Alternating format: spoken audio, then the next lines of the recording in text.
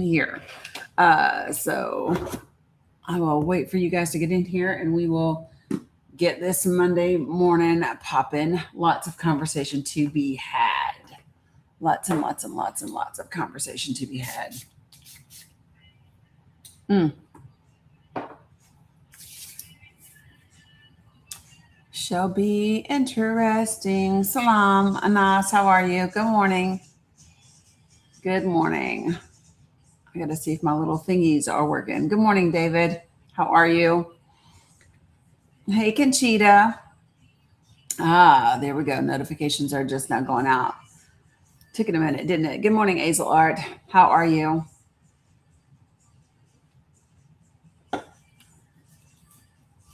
Good morning, Blue Honey Pot. What's up, Miss Lady LJ? Good morning, Farah. How are you? What's up, Good Trouble?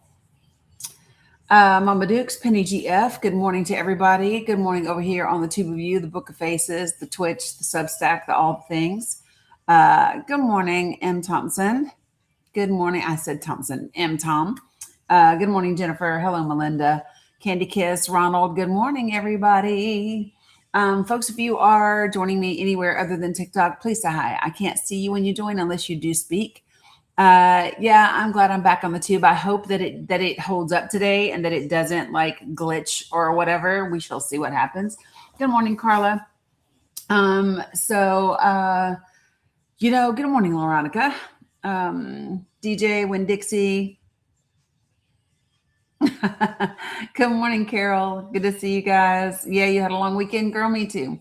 I went to bed at about 5:30 this morning, and have been up since about 7:15, something like that, give or take a little bit. So here we go, right? But it's okay. I got a lot done. Which I needed to have happen. Yeah, I know. Yeah, the hair is yeah. So yesterday was super clean house day. Yesterday was wash hair, braid hair for the girls. Yesterday was do all of the things to try to get organized and that kind of stuff, right? Happy Monday, Cam, to you too. What's up, coolest mom ever?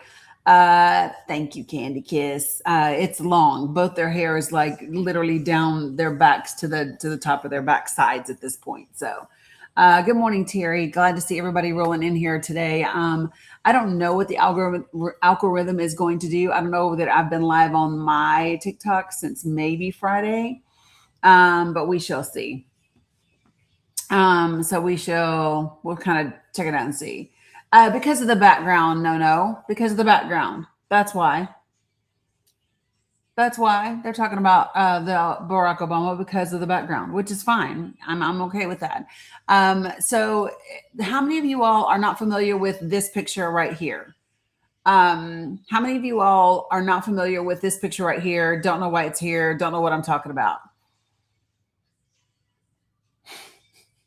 Girl, they was going to see it if I put the Obamas up here. Good morning, Sean. How are you? You saw it, Conchita? You don't know what it is? So this is the picture. So let me I saw it last night. I wanted to double check and see it today and make sure that it was the real deal and all of that. But so let's kick this thing off. Let's talk about no, I haven't. So it's too tiny on your phone. Okay. So it's a lady with, it is a lady that is sitting in the background of what appears to be Camp David from a time period, maybe back in the 90s, because she's on a landline phone. And over the weekend, the president of the United States posted this image on Truth Social. And it said, great daughter. Great daughter, except she's not his daughter. Like in any way, shape, or form, she's not related to the man. He's not related to her. And he posted it on Truth Social. Now, let me just say this. He was at Camp David over the weekend. So it is quite possible that he ran across this image while at Camp David.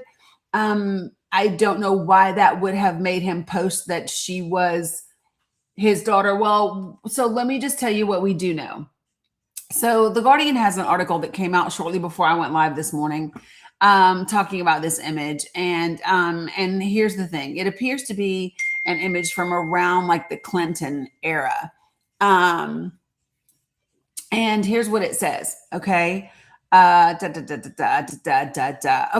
so the woman in the picture has been tentatively identified as Margot Katsimatidis,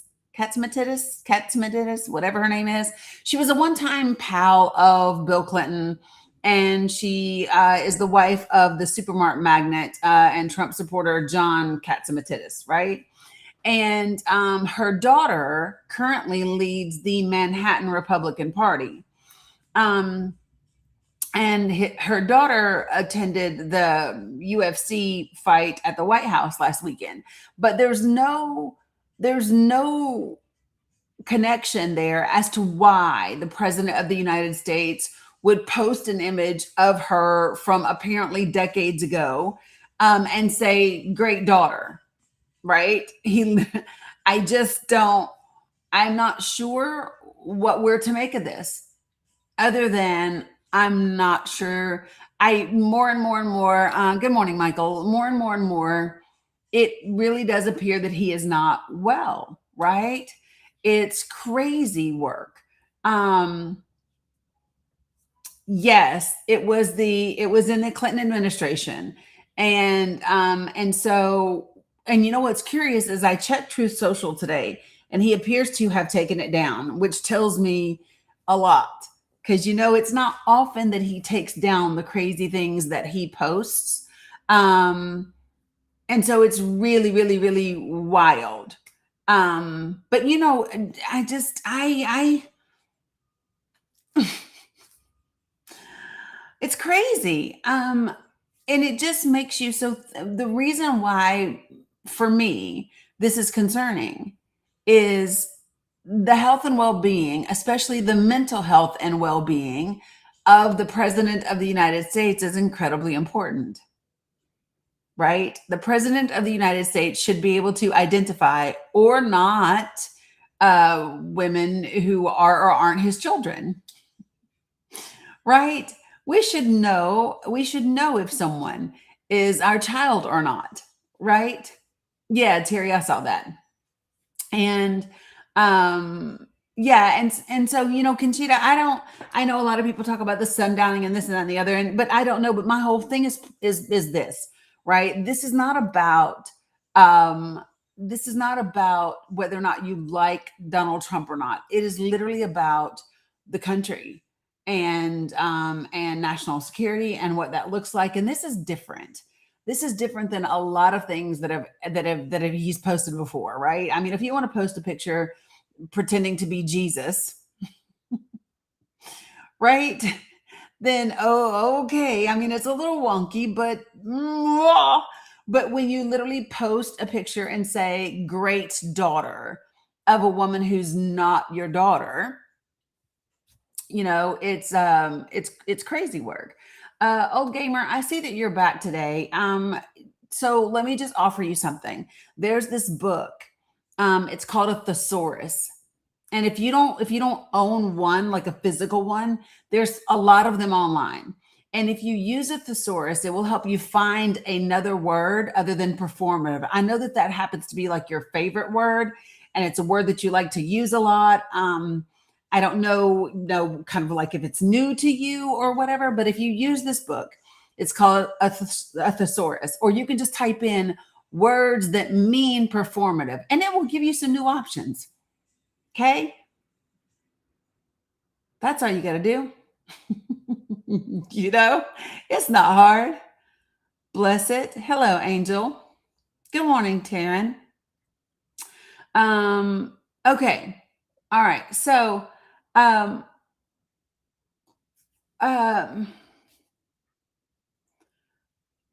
what are you talking about? Black folk business, Obama crushed. Hello, hello, hello. What are you talking about, Angel? Sherry, that's not the problem. Being 80 years old is not the problem. I know 80-year-olds that are sharp as a tack. Right? I do. And so I just don't like ageism if you guys don't remember this or not. Yeah, I'm aware he had a great weekend. I'm aware that the Obama library is great.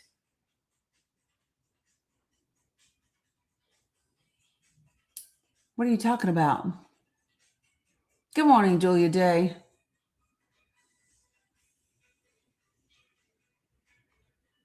Good Lord. I know, Cam. I'm jealous. What's up, Lanny? Okay. So,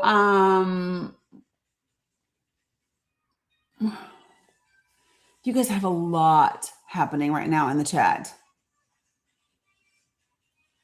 Yeah, no.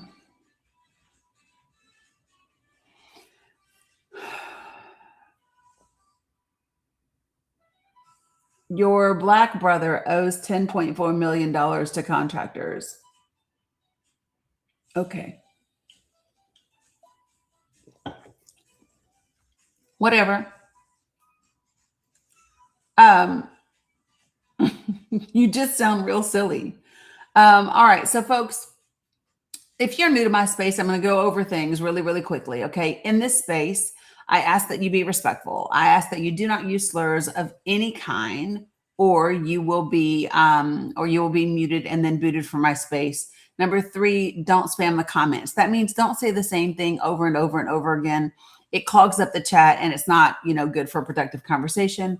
Last but not least, don't type in all caps. And the reason for the no typing in all caps is because it's reserved for my moderators, and it is reserved for my folks that are vision impaired. I have followers and subscribers that are vision impaired, and all caps are reserved for them. So just be respectful of people with disabilities. Okay, got it. All right. So hopefully everybody heard. Oh, Tick, it looks like you heard me go over my ground rules, and so you decided to leave the requests. Are you sure you don't still want to come up? Are you sure, Tick Clock? Do you still not want to come up? I saw you request in the chat. You don't want to come up now that I kind of laid out the groundwork?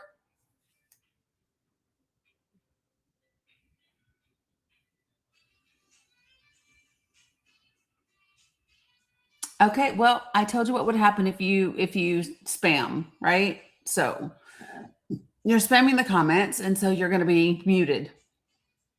Yeah, well, I figured all of this would be triggering for people. I triggered all of it would be triggering for people. So it's not a problem. All right. So when I bring you up on the panel, please do me a favor, put yourself on mute until I get to you. Got it?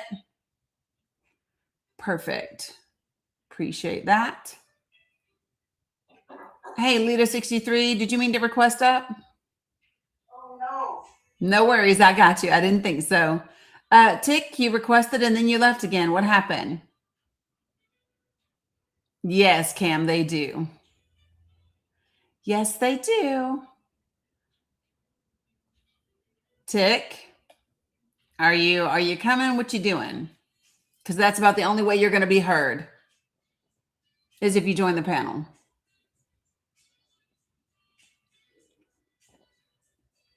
Yeah, it's really bad, Nick and Vanessa. I know, that's why I muted him.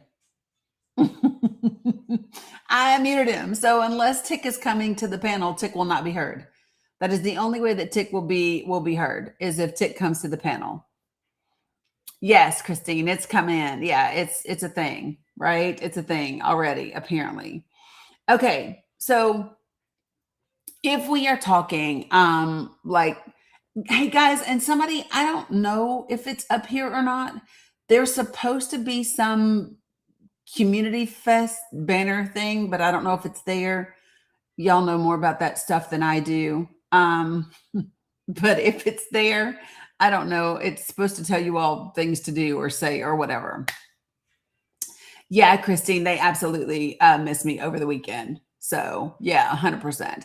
All right. So again, I really would like for us, and it would be nice if more it's there. Okay. I don't know what it means, but people were hitting it earlier. Oh, thank you. Appreciate that. Yeah, Julia J, you probably have to go out and swipe all the way out of TikTok and come back. Yes, Cam. I think what has happened is I think the image of Obama triggered new bots is what I think. Hella, Raja. All right, folks, when I bring you up to the panel, do me a favor, put yourself on mute until I get to you, please. And then we can have a conversation. Good morning, KB. Did you mean to request up? No, I did not. No worries. Sorry. No, I got you. No problem. Good morning, AJ. How are you? Oh, I'm good. I lost you for a second there. Yeah, it was having trouble. TikTok, it looks like it's glitching a little bit this morning. Oh, I see. Just wanted to thank you for last night. Excuse me 1 second. I Sure. need to mute just for 30 seconds. No worries. Good morning, Rosalind. All right, so listen, I'm going to bring some more folks up to the panel. When I bring you up, put yourself on mute until I get to you. And let me chat with AJ real quick first. So give me just a moment. I don't know, Cam, I don't know if, yeah.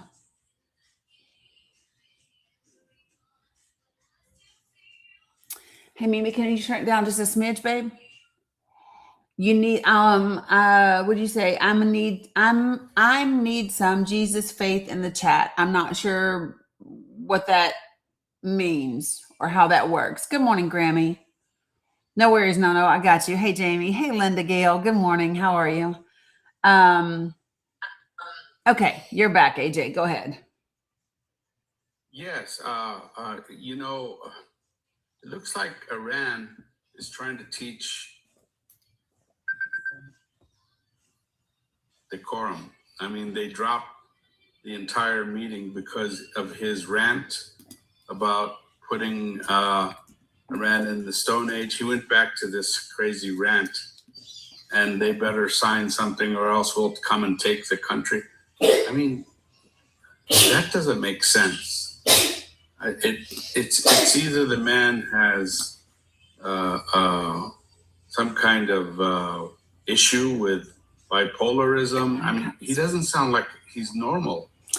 How do you go and say we want to make peace and then go on, what is it, Twitter or X? I don't know what they call it anymore. I think he does it on X, but he also does it on Truth Social as well. Truth Social, right? His own platform. And so I mean, they're getting their way. They're not losing. Now, the Straits of, what is it? The Straits Hormuz. of Mambad. Oh, yeah. No, it's also covered by the Yemenis for him, or the Houthis. Yep, the Houthis. He's tied up the whole region, and he's disrupted billions and billions of dollars of commerce, if not trillions. Yeah. And so this is something he should respect and understand, that these people don't like rants. They don't like backstabbing talk.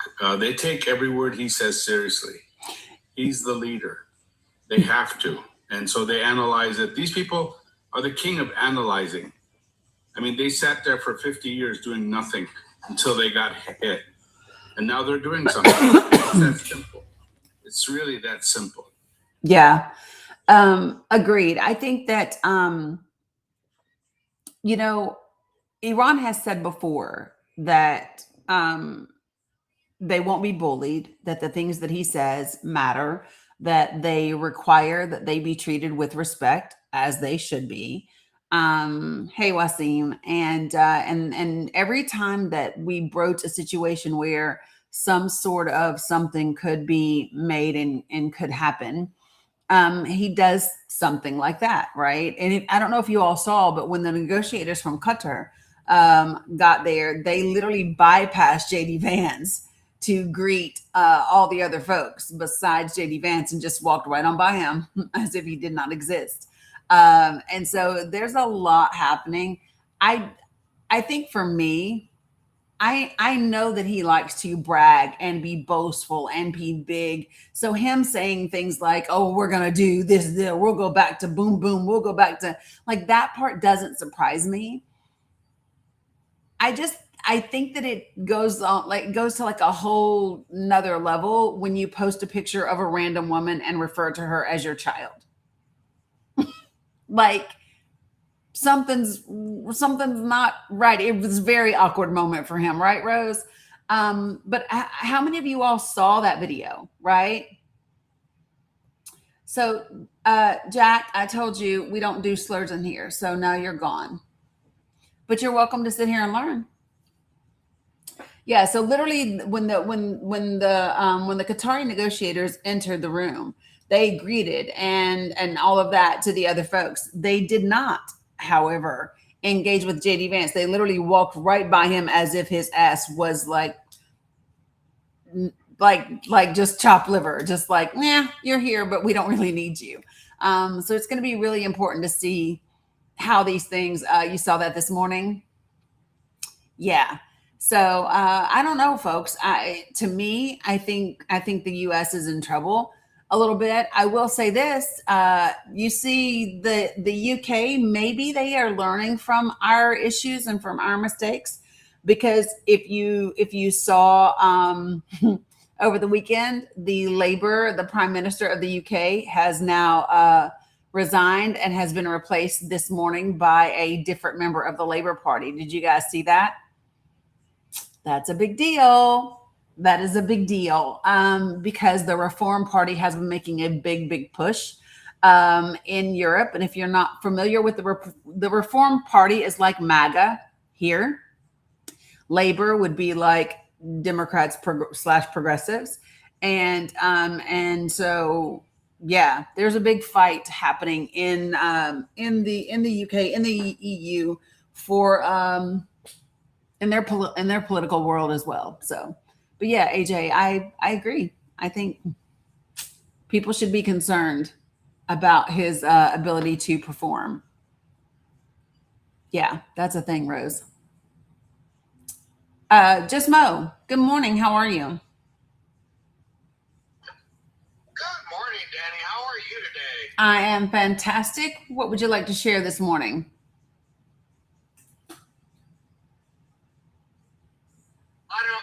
Repressed feelings from inside I would love to share. However, to be TikTok friendly, Okay. I just want to say thank you for leading with the good trouble. First and foremost, it is something that I've seen evolve into such a wonderful project, and thank you for always exemplifying and leading by example and inspiring.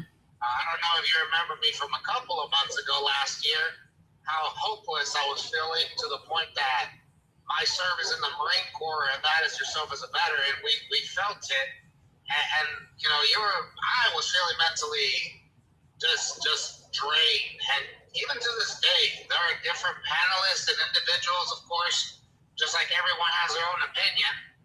Some individuals are to be, they must stay away as they're contrarians, or they believe that a crime and a punishment that don't mean is fine, or excessive force, or dehumanizing human beings in general.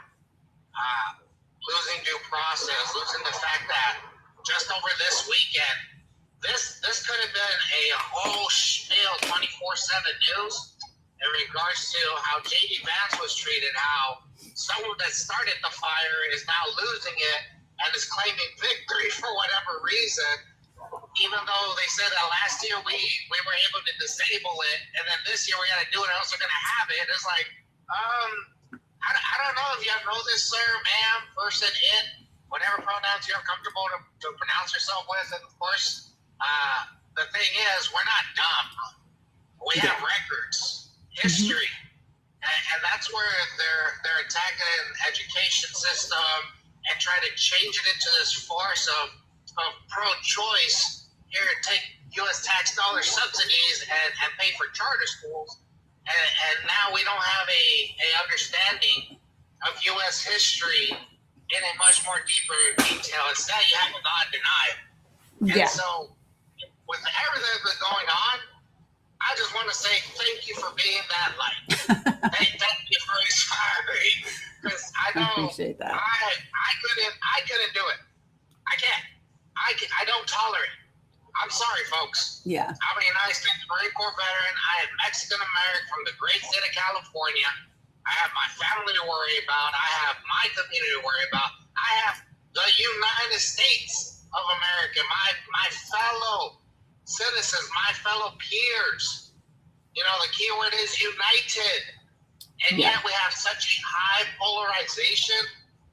It's hard to tolerate those who want to do harm with me with just their rhetoric, who Yeah. want to define because of the color of our skin. I don't know why they're so obsessed with the fact that we have culture and they don't. You can see it. You can see the people, the way they react with, like, let's say World Cup, the whole FIFA thing. We're not even thinking about the political side of it. We're just enjoying each other's company, for example. And Yeah. you could see the display in worldwide news of how Mexico is receiving people and how embarrassing it is to be a U.S. citizen right now. I am ashamed to be a U.S. Marine for the current administration, but not for my service, for my sacrifice, not for fighting for the person left or right of me. Because we all swore an oath to the U.S. Constitution, and yet on a daily basis, it is being violated. Yeah, it definitely is Yeah. being violated, and I don't think that enough people realize and understand that. So and Abby, let me just say this to you in the chat. No. So listen, if people in the United States of America express that they are not happy with the performance of their country and their government, that doesn't mean they must leave. In fact, it actually means they must stay. So when you tell people to leave because they criticize the government, you literally are showing how unpatriotic you are, because the Constitution protects that. The Constitution says you should redress your grievances. Your Constitution says you should speak out. You should say something. So when you tell people to leave who disagree, you're not a patriot at all. You're a nationalist. And you actually are against the Constitution. You are against the things that this country is supposed to stand for. So just to put that out there for you. Appreciate that, Danny, and thank you so much, because we know that there's bots. There are people that don't even exist on the chat, as you can see through their IP addresses, but for whatever reason, they don't think people with intelligence have this ability. We can count. They don't think we can deduce. Right. They don't think we know what mean, medium, mode is. Yes. They don't understand how foundational these things are. And what I just spoke about are my constitutional rights, just like you and I have. 100%. But for whatever reason, you have nothing but contrarians trying to say what they want to say. Well, stop complaining. So then what? Words don't invoke action, son? Is that it? You don't understand how to utilize your voice? You don't understand how to fight for another person other than your selfish self? Because maybe you're struggling in America, just surviving, that you have no room for empathy? It's almost like the system was made to do that. It's almost like if you're too busy trying to survive, to go find food, to provide air that is clean, water that is potable, and shelter for you to live, you know, the 4 things you need to live: food, air, water, and shelter, then I guess you can't thrive and grow and educate yourself because you're too busy surviving.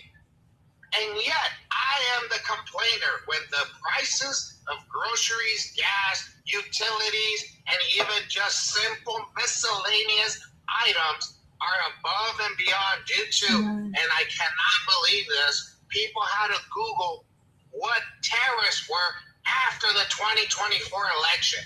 Congratulations, folks. You put us here. And for the mass majority of any society, you're going to have a mass ignorant population. But now we're seeing that evolve into a willful cognitive dissonance, that you have people trying, like defending the worst of the worst, the very definite, and just to simplify it the same way that your Donald Trump does, the worst of the worst, right? Because look at the words I had to use for you to understand. I have to Barney it for you. I know Dani knows what that means. But I had to Barney it down for some people.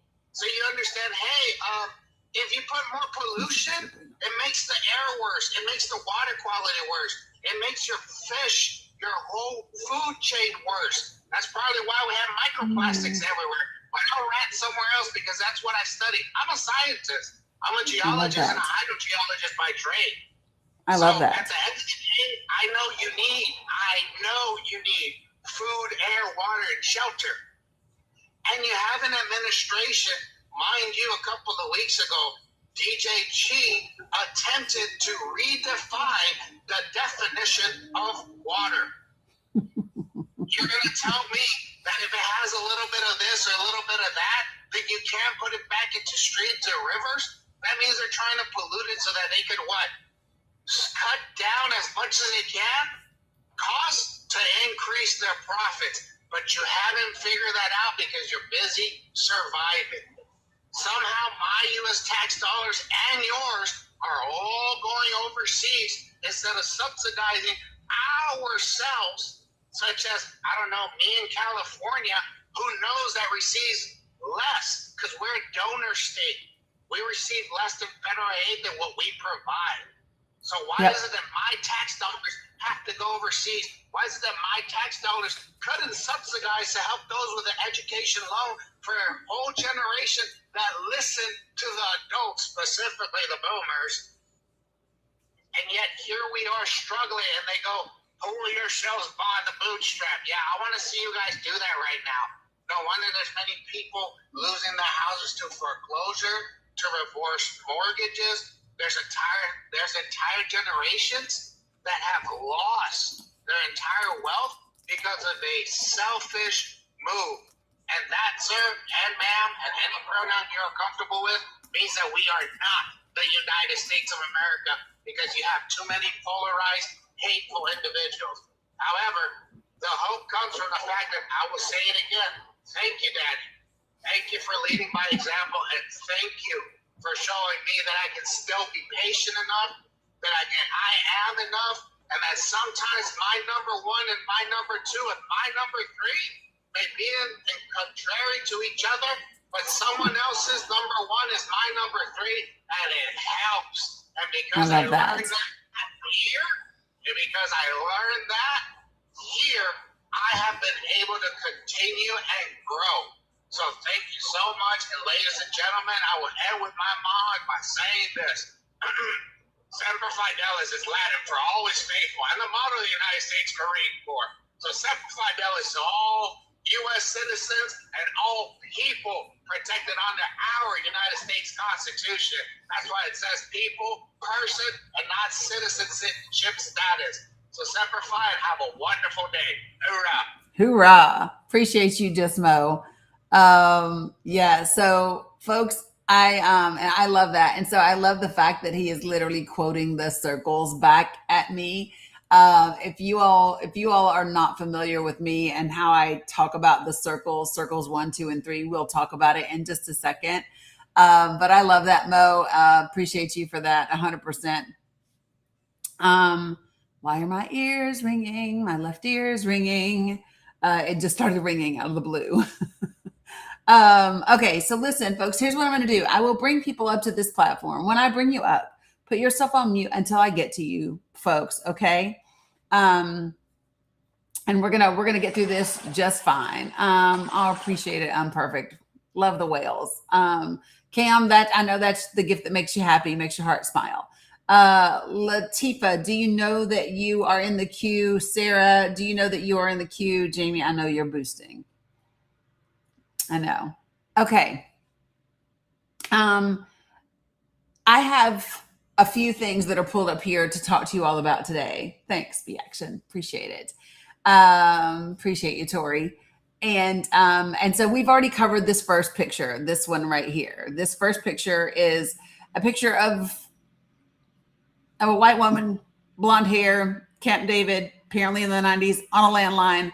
And I don't know. Apparently, the president of the United States believes that's his daughter because he posted her with a caption on Truth Social that said, "Great daughter," something about Happy Father's Day, whatever. So that's concerning. We should all be concerned that the president doesn't know who his children are or aren't, for that matter, right? So I think that's important to note. Number two, no, he's not. No, he's not. Not in terms of this. He's not. Grammy. Nope. Because she's been identified. So she is the wife of a big supermarket mogul who supports Trump. And her daughter is currently she's running the Republican Party of Manhattan. So no, she's not his kid in any way, shape, or form. So don't know what that was all about, other than the fact that he was at Camp David this weekend. So maybe he saw this photo somewhere in Camp David and then ended up repeating it, retweeting it, reposting it. I don't know. And I don't know if anybody else knows either. I doubt very seriously that Caroline Leavitt will have a viable response for that. But we should all be concerned. Number two, things that I heard and saw over the weekend that were amazing to see, right? It was amazing. I don't know. I don't watch their briefings, Grammy. I don't know if she's at work or not. She said, "Is Caroline Leavitt back at work?" I didn't know she wasn't at work. I don't follow that girl. I don't listen to her. I just was like, whoever is behind the podium today is gonna have a challenge on their hands being able to explain that photo. Right? I'm just saying. Let me just see what else we got up here. Oh, she had a baby? Cool. Well, I hope she's not taking more than like 6 weeks maternity leave. I hope she's not taking anything more than that because, damn it, no handouts. And I hope her husband's not taking any either. No paternal leave in this country unless he's got PTO or vacation time to use. Good morning, Latifa. How are you? Oh, I'm good. How are you? I'm good. Did you mean to request up? No, I was actually doing my likes and I thought I canceled the request. No worries. I appreciate you. Thank you for the likes. Thank you. All right, let's take a look. That baby was born on May 1st. Hell yeah, bring her ass back to work. 100%. Unless she is burning up vacation days, she ain't got no business out. Not in these not in the White House streets. Just so we are clear. Okay. Good morning, Alice. The second thing that I want to talk about is one of the things that I have seen over the weekend is there's this post that has gone viral from a previous or a recovering Trump supporter who in the past has been very critical of President Obama. And he put this post up. I don't know if you guys have seen it or not, but it's been shared a bajillion times. Yes, ma'am. Yes, of course you can. But it just says something to the effect of, "Hey, Black Queen, hey, I don't know how I ever criticized this man. I'm sorry I ever criticized him. Just, watching him right now reminds me of just like the dignity and the grace and the professionalism that used to exist in the White House that currently does not, and that hasn't existed for about a decade." It's have you seen the post that I'm talking about? I saw it on Facebook, and the guy comes back and he goes, "I didn't think so many people were going to see this post." But he's talking about like, "Oh my God, I regret the fact that I ever opened my mouth to say anything bad because I look at what exists today in our government and in our White House, and it makes me miss what we used to have."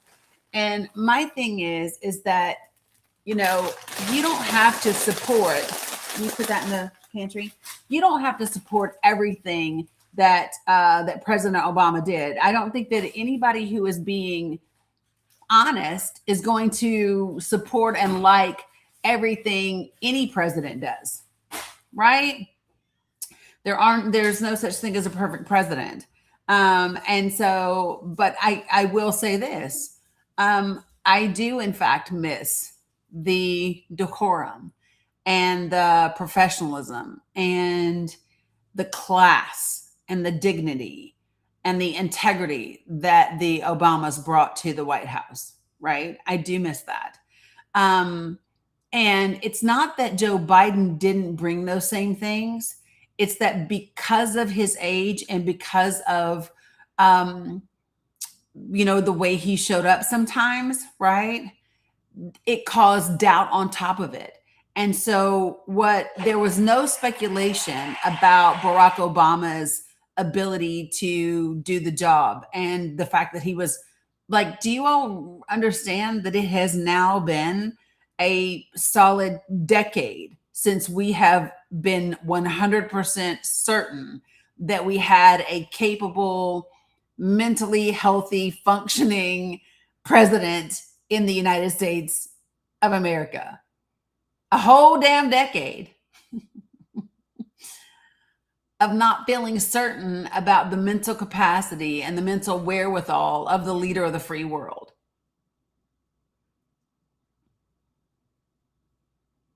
Right? And I'm going to tell you what I said about Joe Biden at the time. What I said about Joe Biden is this. Number one, I also know that Joe Biden has a speech impediment and that he was elderly. And so some of those things but here's the thing. At least when Joe Biden was the president, I knew that he had a more than capable VP and a more than capable cabinet, right? I felt like no matter what may or may not have been going on directly with Joe Biden himself, he was surrounded by people that were intelligent and that knew their job and that knew government and that knew how to run the day-to-day affairs to keep the country functioning. And we do not have that in this current administration, right? Absolutely, he listened to his generals. We do not have that in this administration. And I don't know that, Trump blew through the guardrails that he had in his first administration. And it does make a difference, 100%. Good morning, Marilyn. Good to see you. And so it does make a difference, and everyone ought to be paying attention, right? And I'm going to say it again, folks. The panel is open. If you would like to come up to the panel, you just need to hit the request button, and then I will absolutely bring you up. Just keep yourself on mute until I get to you. I just want to be able to facilitate respectful conversations. JC Animal Company, if you could do me a favor and so just understand this, JC Animal Company, because I know that you're new to me because I'm new to you. Number one, make sure that you are respectful in this space. We don't use slurs of any kind. We don't spam the comments, and we don't type in all caps. What's up, Southern Chick? Good to see you. So as long as you can do, yep, there you go. See how quickly they dropped? All right, so Sean and B Action, did either of you guys or both of you guys plan to mean to actually request up?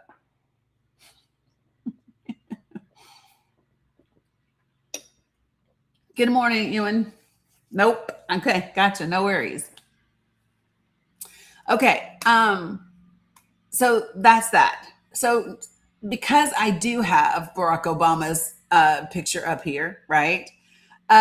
He did also say that out loud, which, by the way, Mr. Global said a couple of weeks ago. Mr. Global literally said a couple of weeks ago that if we made it into the second week of July in the same position that we have been currently in, what would be the case? We would run out of reserves. China would be the only country that actually has reserves. Yep. And the president of the United States said the same thing out loud. So,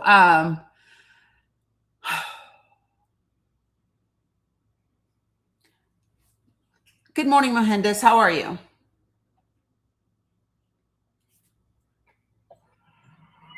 Mahendis, did you mean to request up? Sure did. Great. Morning. Morning. How are you? Good. Thanks for asking. Yeah, you're welcome. What would you like to share this morning? I don't know, I was just kind of waiting for you to throw in some criticism about Obama, but I haven't quite About- heard it yet. About what? And, well, you know,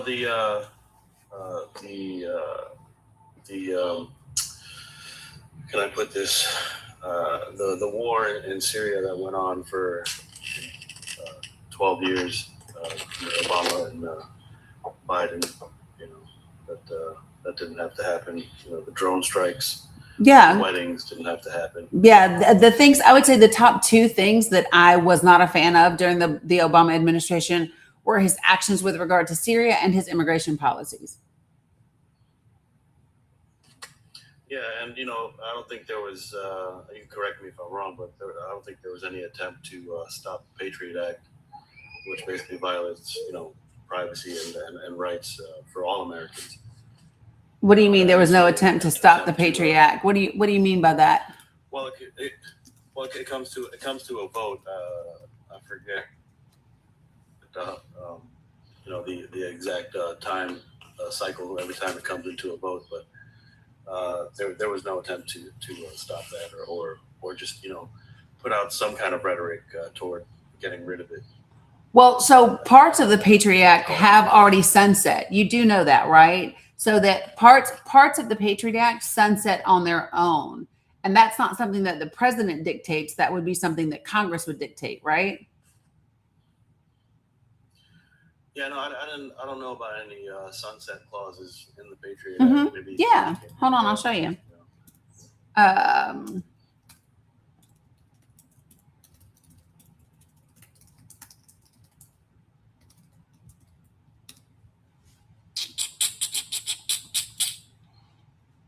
All right.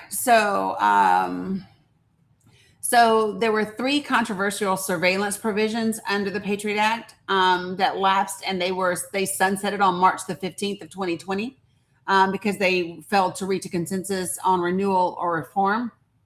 So they expired. So Section 215, which is business records. Number 2 was roving wiretaps, and number 3 was the lone wolf provision. So yeah, and those are just like the main 3. FISA is the one that is the one that's happening right now. But yeah. So I mean, I think when you make a generalized criticism like that about the Patriot Act and no effort to quote unquote stop it or change it or whatever, the number one, all of that is done by Congress. The president doesn't determine that. And number 2, parts of it have actually already sunset. You know, the president can and does have an influence when he chooses to. So yeah, but my point is so let me ask you this. So share with me how you are aware of any communication that came from the White House to members of Congress during the Obama administration regarding the Patriot Act. I wouldn't be privy to insider communication. So then why would you say that there wasn't any? Nor would anyone. But why would you say that there wasn't any communication? Well, we all know what we know through the public communication or the news, right? You don't know anything because there's been nothing that says he did anything. Right? You stated that he didn't do anything. Hold on a second, let me finish. You stated that he did not do anything to change or end the Patriot Act, right? And my response to you is, number 1, the president doesn't end laws that have been passed by Congress. That would be Congress, right? Number 2, there are portions of the Patriot Act that have sunset and are no longer applicable, right? And number 3, if there was any effort by the White House to influence Congress, we would not be privy to it. So if we're not privy to it, like you just said that you are not, why would you make the claim that he did nothing to end it when you don't know that to be true? I think we would be privy to it. It's good public relations to put that out there. I just asked you, and you said you wouldn't be and, privy to it. I literally just asked you. No, so I said internal. We wouldn't be privy to internal communications, but that could be put out there for just for public relations. Yeah, but could be doesn't mean it would be, right? Not so. Listen. So I think that we would all agree. Listen. Well, hold on. Back up with the listen for me. Hold on a second. I don't know. So what you're getting. Well, but because listen, I am perfectly fine with criticisms of the Obama administration. I told you I've already had mine, right? I don't agree with Syria and Libya. I don't agree with his immigration policy. I had my gripes with the things that happened within the Obama administration. What I don't have to do is make up an assumption or state something to be fact with absolutely no evidence to back that up. We have zero evidence of any communication that did or did not happen between Barack Obama, the White House, and members of Congress regarding the Patriot Act. So there's just no need to state that he didn't do anything. We can say that about it. We can say that about any subject. We can say that about any subject. Right. So why say you know something that you don't? Because there's nothing about it. There's nothing regarding that subject matter with Obama or any president. Oh, that's cute. Just trying to negate or stop the Patriot Act. So my question is, why are you saying something that you don't know? Like you're literally telling me that you're making a claim that you have zero evidence to back up. Hold on. You're being disingenuous. You know it's a likely. No, I'm not. If there's no news about it, saying that Obama went against the Patriot Act, which works for him in any case, as far as his legacy. Why wouldn't it be put out there? No, it wouldn't. It's no, it wouldn't. No, it would not. No, it would not. Either in a book. No, it would not. On the news. No, it would not. Okay, well, we're gonna have to just agree. We would. We would absolutely have to disagree. Let me ask you this: have you ever, in any way, shape, or form, handled classified information? Yes or no? Yes, I have. Okay, and what was your security clearance? I didn't have security clearance for it. Well, then how did you handle classified information? Are you confessing to a crime? No. As a private contractor, there's ways to get around certain things like that. And well, no, even as a private contractor, you still obtain a security clearance to deal with the material that is classified. Not necessarily, not in all cases, no. Yes. You don't know what you don't know. With the federal government. So I'll just leave it there. Okay. So again, so what we would know, those of us who actually have handled classified information would know that not everything that happens, whether it could be good press or bad press, gets put out into the press. Yeah, I don't see how something like that would be classified. It's well, I mean, it's what you don't know. Again, it's what you don't know. So what I'm still stuck on, and what I'm still confused by, is your desire to make a claim about something that you have zero evidence to back up one way or the other. And the reason why that's so wild to me is there are other arguments that are valid, right? There's actually valid arguments to be made. Right. So why make up something? I don't want to. Hold on a second. I didn't make up anything. I said you did. Simply no evidence to show. Nope, that's not what you said. That Patriot Act. That's not what you said. No, that's not what you said. You literally said, no, you didn't. What you said is that Barack Obama did nothing to end or change the Patriot Act. That's what your initial claim was when you reached this panel.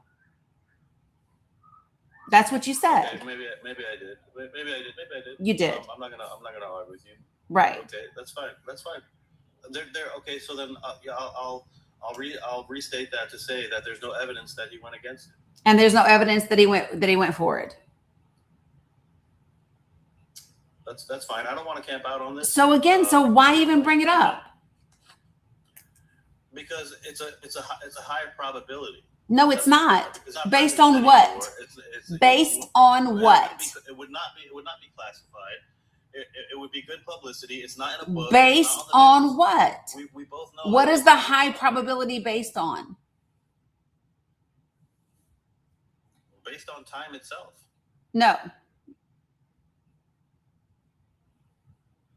Okay. No. I mean, just no. Let's move on. So probability isn't based on just time. That's not the way probability works. I mean, unless you're going to talk about like boiling water, there's a probability that water is going to boil if it sits on heat based on the length of time. That's probability. But whether or not the president of the United States was for or against changes to a law that he doesn't even have the ability to change, that we're sunsetting in certain parts at different times on their own, that's not a probability of anything. Okay, so you articulated one thing clearly about sunsetting, and that's roving wiretaps. Really, that doesn't even put a dent. No, I articulated three things. You must not have been listening because roving wiretaps was point two. You mentioned three things. You articulated one. No, I articulated all three. That's for sure. I articulated all three. Would you like for me to do them again for you? Anyway, I don't think you're being sincere in this argument. If there's something you don't have to think that. Hey, listen. Can I finish? Sure. So if there's something that's going to promote and add to President Obama's legacy and make him look great, then I don't think they would withhold that. Well, you can think. There's no evidence either way. Then there's nothing. There's nothing that suggests. That's fine. There is nothing that suggests Barack Obama speaking out about a law he has no ability to change helping or hurting him. There's nothing that indicates that. All you're doing is speculating, and I don't know why. Why he coulda, woulda, shoulda. I'm not doing listen, you might as well be talking to me about Puff the Magic Dragon, because what you are saying has no foundation. There's no foundation for what you're saying. So if you want to talk about something where there's actually like something to discuss, like facts and figures, we can do that. But what I'm not going to do is sit up here and talk about your probability based on time about something that there's no evidence on. Okay, that wasn't one of my main points. My main point was what he did in Syria and which I brought up. Did on people. And that's fine. That's all I wanted to get out. As far as the Patriot Act, we're going to have to just walk away with our own opinions on it, and that, I'm fine with that. No, so with the Patriot Act, I'm going to stand right here with facts, and you can walk away with your opinion. You have no facts. I do. So here are the facts. Here are the facts with regard to the Patriot Act. The facts are the President of the United States does not change existing law. Only Congress can do that. That's a fact. Fact, the Patriot Act was done in 2001, long before Barack Obama got into office, and it had components that already had sunset dates that happened in 2020 when three of them automatically did. There are about 100 and some sections. Hold on, let me just see. Patriot Act, here we go. The Patriot Act has actually 150 separate sections that are in 10 major titles. About a tenth of those laws have expired or sunset. And some of that happened all the way back in 2005 before Barack Obama even became the president. Right? So that again is a fact. Now, when you bring up the Patriot Act, it is not any reflection on me that you don't know which parts have sunset, whether or not Barack Obama had any interest or conversation about the matter. The reality is he has no authority to change the Patriot Act. It is entirely up to Congress. And instead of sticking with the points, right? Syria, Libya, immigration, where Barack Obama actually sucked, you wanted to bring up something that has absolutely no foundation, no evidence, and no facts. And I just do not understand the need to do that when there are already reasonable criticisms that you could have stuck with and been perfectly fine. But I think my guess, now this part's not a fact, my guess is because I already agreed with Libya and Syria, and you don't talk over me, my guess is that because I already agreed with Syria and Libya and immigration. And I already willingly criticized Barack Obama. You had to try to come up with something that I didn't already say. The problem with that is you came up with something that has zero evidence to back it up. And now you're just dying on a hill for no reason. Listen, I don't want to die on this hill. One. Okay, so would you like to talk about something else that has facts? Yeah, I do actually. But Okay. I just want to leave it with this. You know, it's not reasonable for me to believe that a president has no influence over the Patriot Act or Congress. Like you're telling me he has no influence. I am telling you that you have zero. Now, so you do want to die on this hill. So you do want to die on the hill. You do want to talk about Puff the Magic Dragon, whether his wings are green or purple, whether he blows smoke or fire, whether he flies high or low. You do want to die on the hill. I brought up Syria. You did not. I literally brought it up at the very beginning. I brought up Syria without your cue. I just came. Chat, when I first mentioned Barack Obama and I mentioned the opening of the presidential library, did I or did I not say that regardless whether or not you agree with his policies, and he did suck when it came to Syria and immigration, did I not say that before he ever joined this panel, yes or no? Because I did. Now, if you join the panel, saw Barack Obama, and then decided to jump up here, okay, without knowing what I did or didn't say, again, that would be on you. But those things were stated when I first began to speak about Barack Obama today.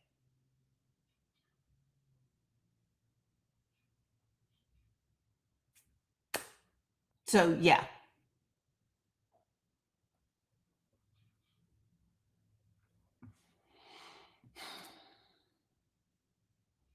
What did I say?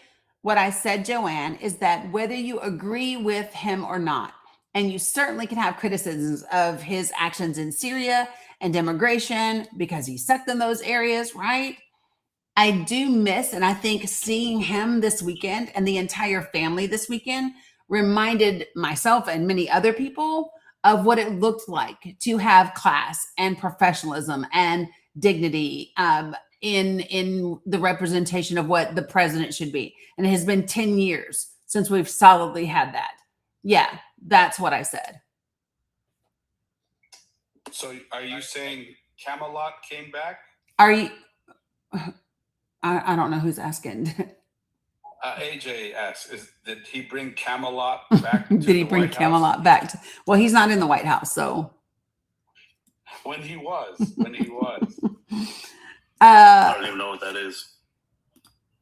That's a mythical king who brought decorum to England. Am I wrong? With the Round Table. You've heard of it. Yes. I mean, he did carry himself, you know, with dignity and diplomacy, and he was classy. He was a classy guy. You know, that's the way he carried himself. I have no disagreement there. You know, honestly, I think everything about what you're saying is fair. You know, I think we just got snagged up on one topic, and that's fine. I don't even want to go. I don't even know what we were talking about at this point, so we can move on. Mohandes, this lady, Dani, is an expert. She doesn't come up here like I do, like others do, trying to create drama and make a crowd of people gifting her. She deserves everything she says. She understands everything she says, and she doesn't do it without receipts. Yeah, no. So when you come up here, Mohandes, in her analysis, have your homework ready, bro. Appreciate AJ's. Mohandes, was there something else that you wanted to? Was there something else that you wanted to talk about? No. I just wanted to compliment you on your fairness. I think your analysis is accurate. And yeah, we just got a little snag, and let's move on from that. And yeah, good stuff. Okay, great. Sean, good morning. How are you? Hey, Dani, how you doing? I am fantastic. I enjoy hearing you talk. I enjoy hearing you educate people. I appreciate it. I was on a live, and they brought up a question why MAGA hated Obama so much. And I've always felt what happened in 2008, you just had a lot of people that felt something was taken away from him with what he accomplished. And of course, I was listening into all the right-wing talk shows, and they were ready to label him as arrogant, a dictator, this and that. And when they found out he wasn't as arrogant, as big-headed as this guy we have now, that made him even more angrier. So now they basically said, oh, he was just a divider.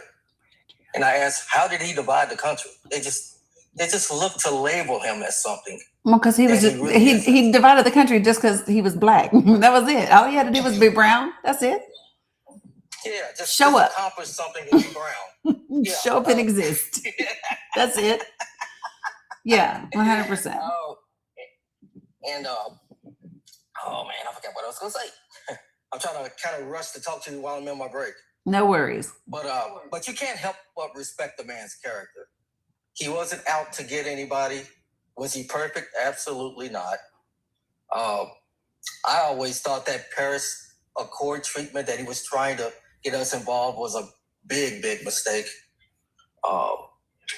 Correct me if I'm wrong, but supposedly so much of our productivity had to be canceled versus what everybody else was going to do for the sake of having a cleaner climate.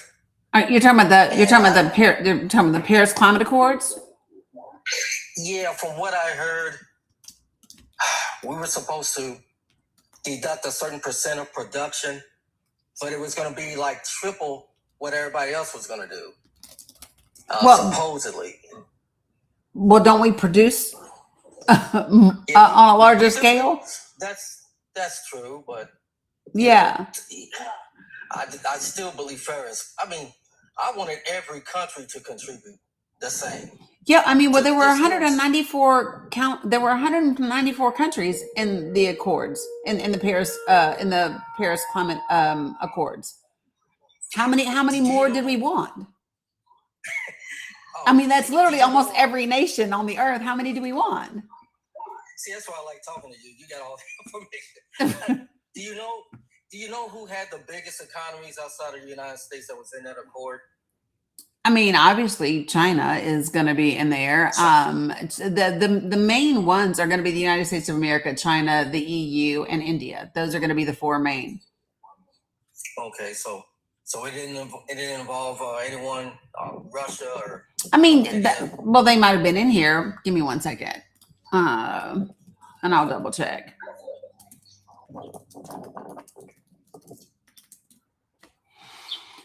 Yes, they formally joined. Russia joined in 2019.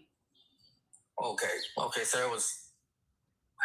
Mm-hmm. I don't know how much they were proposing at the time. Yeah. So they officially signed the treaty in 2016, and then their acceptance was in October 2019. Acceptance. I'm going to read up on it. Mm-hmm. But see, I'd rather listen to you anyway. You're a lot faster than my typing. I'm faster than your typing. How hilarious.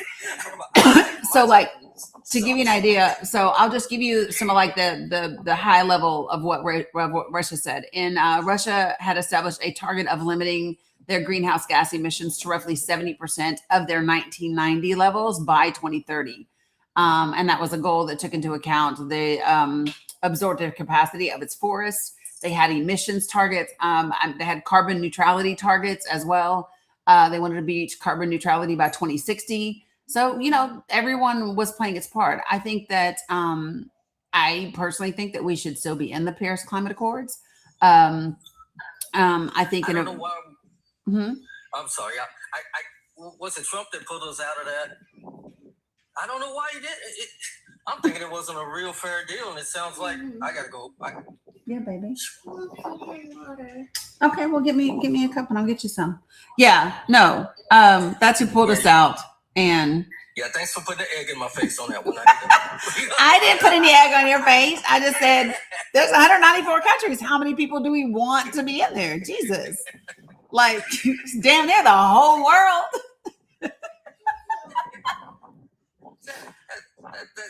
That's my fault. Yeah, well, I'll get it's you. my fault. I listened to one dummy 1 second. that y'all. makes that pulled us out. Reason up on it. Hilarious. Let me get Mila water, guys. Hold on 1 second. I can still hear y'all. I just gotta get my baby some water. So Sean, that was a noble effort, and you have to understand that was set up to save the world, its oxygen, to address pollution, to address carbon destruction of the earth. And any president that don't think that that's important for our future, do you want your kids to breathe in the future? Do you want them to have good water? That's what that was about. That's what that was about. Right? Absolutely. Wasn't that accord for the Paris, for the survival of the earth, for the future? Okay, Am I Frozo. wrong? Yeah, no, you're not wrong. Listen, we're gonna have to make some choices, right?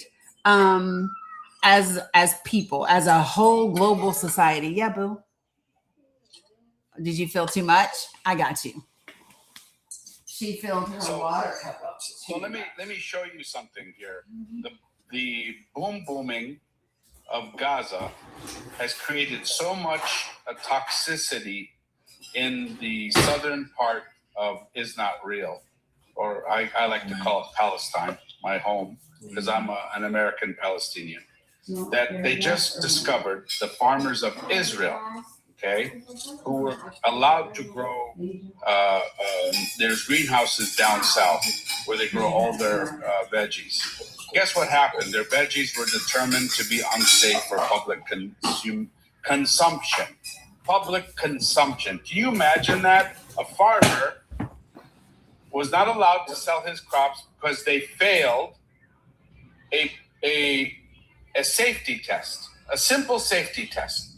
So what did this farmer do? Instead of throwing the veggies and all his produce away, they said, let's give it to Gaza.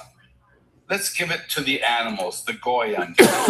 They're starving down there. They'll eat it, and then we can get rid of them through generational destruction, through generational cancer. Yes. Who said no? Sorry. No, she didn't realize she was. I'd already pulled her up. Oh, okay. So this made a news report a week ago from Israel, and it's disgusting that this is how they get rid of their toxic vegetables. Feed it to a people who are not necessary in their society. Is that what America does to people of color? And look at Michigan. Have they ever cleaned up that water problem? Not just Michigan, Native Americans, communities, like, Right. yeah. Some So, parts Sean, of Chicago. Yeah, and Don't have Sean, good water. you want your kids to get problems in the future genetically? Oh And no. like you mentioned, the plastics in our water. I mean, come on, Sean. This is what it's all about. The future of our children. If we don't love our children enough to care about their future, and we're just a selfish society, then America is not going to last. This will be our last 250-year birthday. We won't see 500, and that's the problem. And if we became, what really disgusts me, everybody, is the lack of empathy for the world. How can the whole world sit back and watch Gaza be boomed and ethnically cleansing? Definitely, there's ethnically cleansing there because it's an apartheid country. They built a wall around it. They boomed it not once, not just this since 2023. They've been booming Gaza for 20 years, sir. And now, Yeah. and Watching everybody- kids drinking contaminated water with their bare hands. I mean, it's Exactly. just, it's It's- oh man, it's horrible. This is something. If the world can sit back and watch this, then you are allowing these politicians. And I'm going to be honest with everybody here. Gaza is a testing ground for what they're going to do to you. You're next. If Gaza loses, the whole world's in trouble. Realize that. And the Europeans see it. You should see them. They're out there every day screaming. They And are. look at Albania. Albania saw a threat to a public ecosystem in their country. They were going to turn it into some kind of fucking, excuse my language, resort. Yeah, Albanian said, you better get the hell up out of here. I apologize. Oh, no, I say fuck all the time. You're good. I hate it when I do it, but this is how it burns me inside when I see billionaires, the 1%, like Bernie Sanders said, taking over the world. Yeah. And we're supposed to what? Just sit there and say, oh, cool. And then they said, well, don't you want the jobs? Guess what the Albanians said? Oh, you're just going to import more Filipinos and Taiwanese people, okay, or wherever third world country employees to work for pennies on the dollar. And then you're going to hurt our economy, and all the food's going to go up, and we're not going to be able to eat. Listen to this evil structure. So, Sean, you're working, you're on a break, you're trying to make a living for your family. What would you do tomorrow if somebody came and took over your job for half your price? What would you do? And you think your boss won't do that? Oh, I have no idea what I would do, man, because I've said so many times, I've had furniture thrown out on the streets. The only thing that kept me going was I had a job to come. I would be lost. I probably would have to just walk somewhere and dig a hole and jump down in it if I didn't have a job. I've always talked about the importance of a job. It's not a luxury. It's a necessity. Yes. I'm very real when I talk about jobs. Yeah, I think we've had this conversation. But the thing that I want people to understand, the place that I want to be is that we no longer live in a society where employers value employees.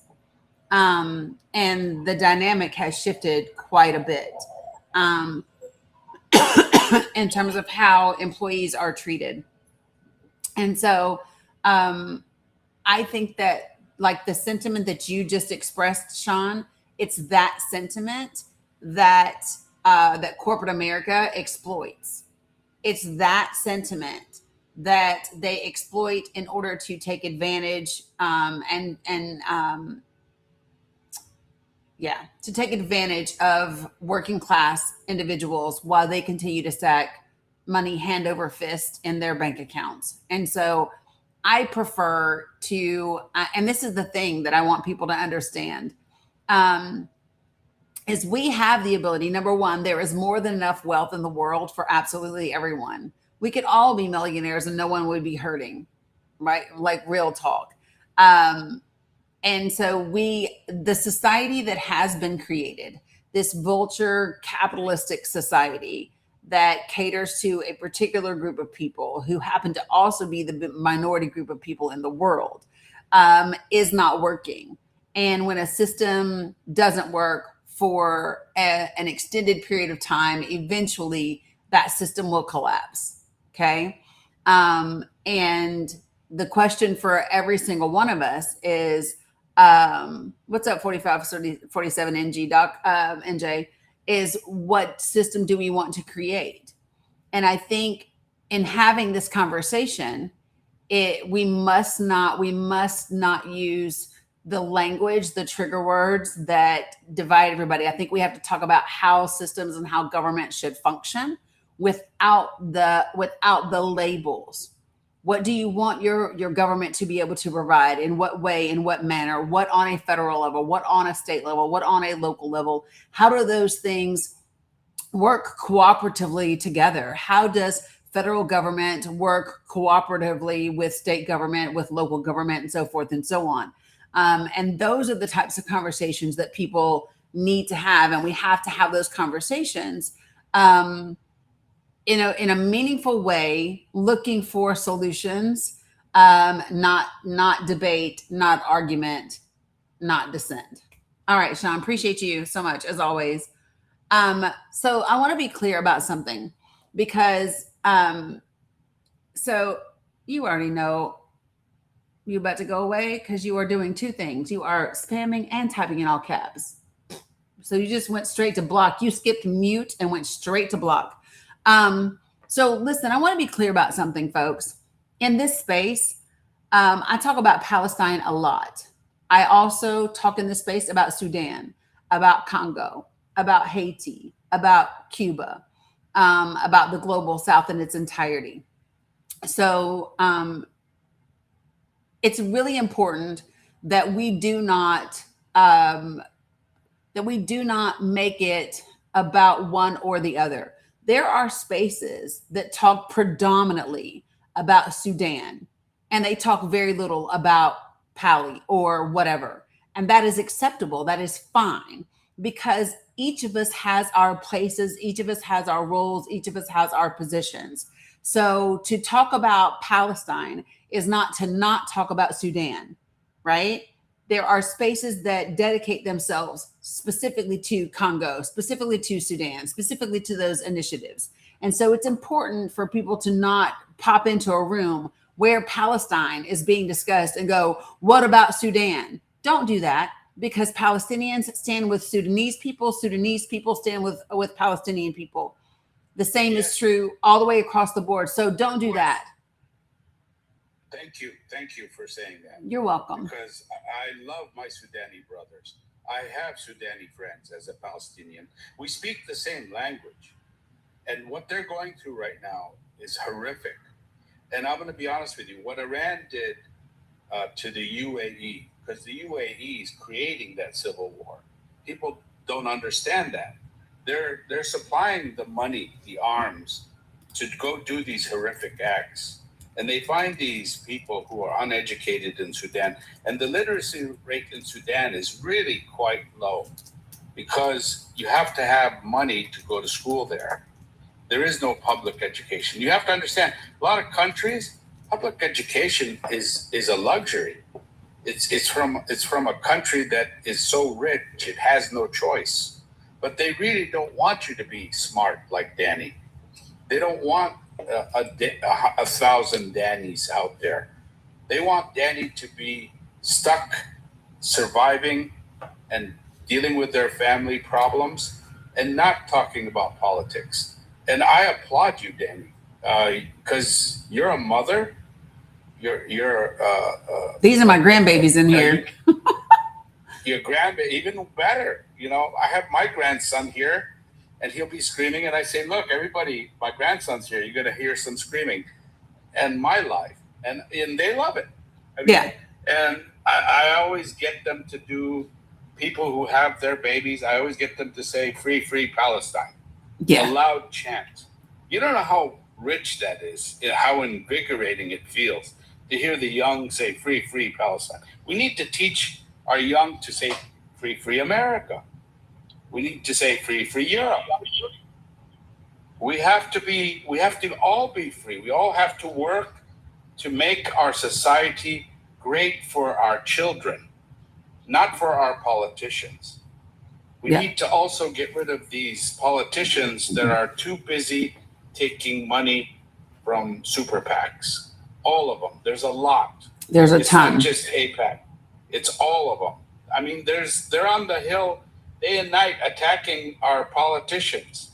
Yeah. I mean, one super PAC lady I love, her name is Code Red. Code Pink. I mean, Code Pink. Code Pink. Medea. Yep. She is inspiring. She inspired me. And now I am here to support Dani, because she showed me how she can use her knowledge, the new computers. Nobody can lie anymore, Dani, right? Everybody's got to tell the truth. You're going to be caught in 2 seconds. It's over. No more fish. I caught that fish. It was 5 feet tall. No. Show me the picture. You know, show me the weight. You know, I mean, there's fact checking in real time. Mm-hmm. Yeah, the bottom line is, don't come here with malarkey. Right. Come here with facts. This lady don't like malarkey, and she'll call you out in a heartbeat. And I'm scared to death of her. Nobody should be scared of me. Nobody should be scared of me. Don't put up a subject and get whipped with it. Nobody should be scared of me. Before I get, and I know I'm going to jump around a little bit, so I apologize if Tamara and Marilyn can hold tight for just a second. So realize you're doing a lot in the comments, and so I just thought it would be best to go ahead and bring you up so that we can have a conversation, because some of what you're saying is just repeating the same thing over and over again, and it's not good for the algorithm or for conversation in the chat. So first, let me ask you, how are you? And what would you like to talk about? I'm great. I thought that spamming was good for the algorithm. It's not now? No, it's not. Oh, shit. Okay, well, Trump's your president for 3 more years, so you guys got to pace yourself. Thank you to all my MAGA. I appreciate your vote. Realize, can you liberals into a tailspin? Realize, hold on for just a moment. So first of all, Trump is the president of the United States. But if math is not your thing, we are a year and a half into this administration, right? So that means there's 2.5 more years left of this administration. I have no problem saying that Donald Trump is the president of the United States of America, right? And the reason I have no problem with that is because you cannot change what you do not accept. So I 100% accept the fact that Donald Trump is the president of the United States of America. And I love that, because now that that's the case, we get to change it. You do not change what you cannot change, what you do not accept. And this is really important for people to know. So stop going around saying he's not my president. Yes, the fuck he is. You sound crazy when you say he's not. The same way the president of the United States of America says Israel would not exist without him, and he sounds crazy, you sound crazy. And when you say he's not your president, yes, he is. Yeah, but Tundra, you can have it might not feel good, but let me just tell you, until you accept it and until you are able to say it, you're not able to change it. Yeah, just so everybody knows, I did not bump realize he jibber jab, jab, jab, and then he ran. Which is fine, because mods, now what you can do is when he runs his mouth in the chat, just go ahead and mute him, because he had an opportunity to sit on this panel and have a real conversation. And because he did not choose that, then he gets to be muted in my comments.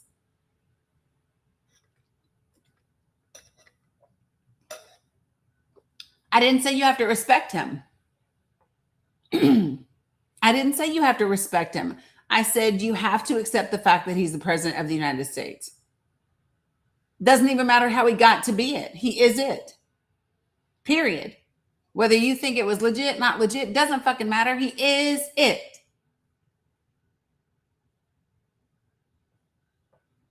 And so then the question becomes, what are you going to do about it?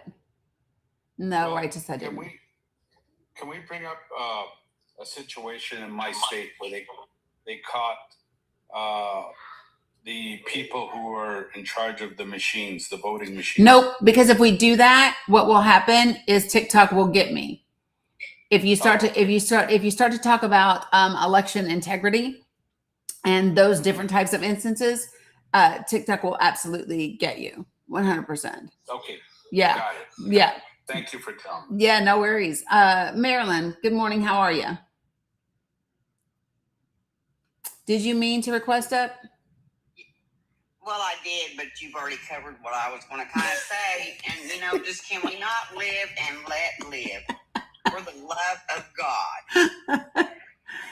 I do not get how somebody can be a leader and say he's a Christian and fuck everybody and their dog.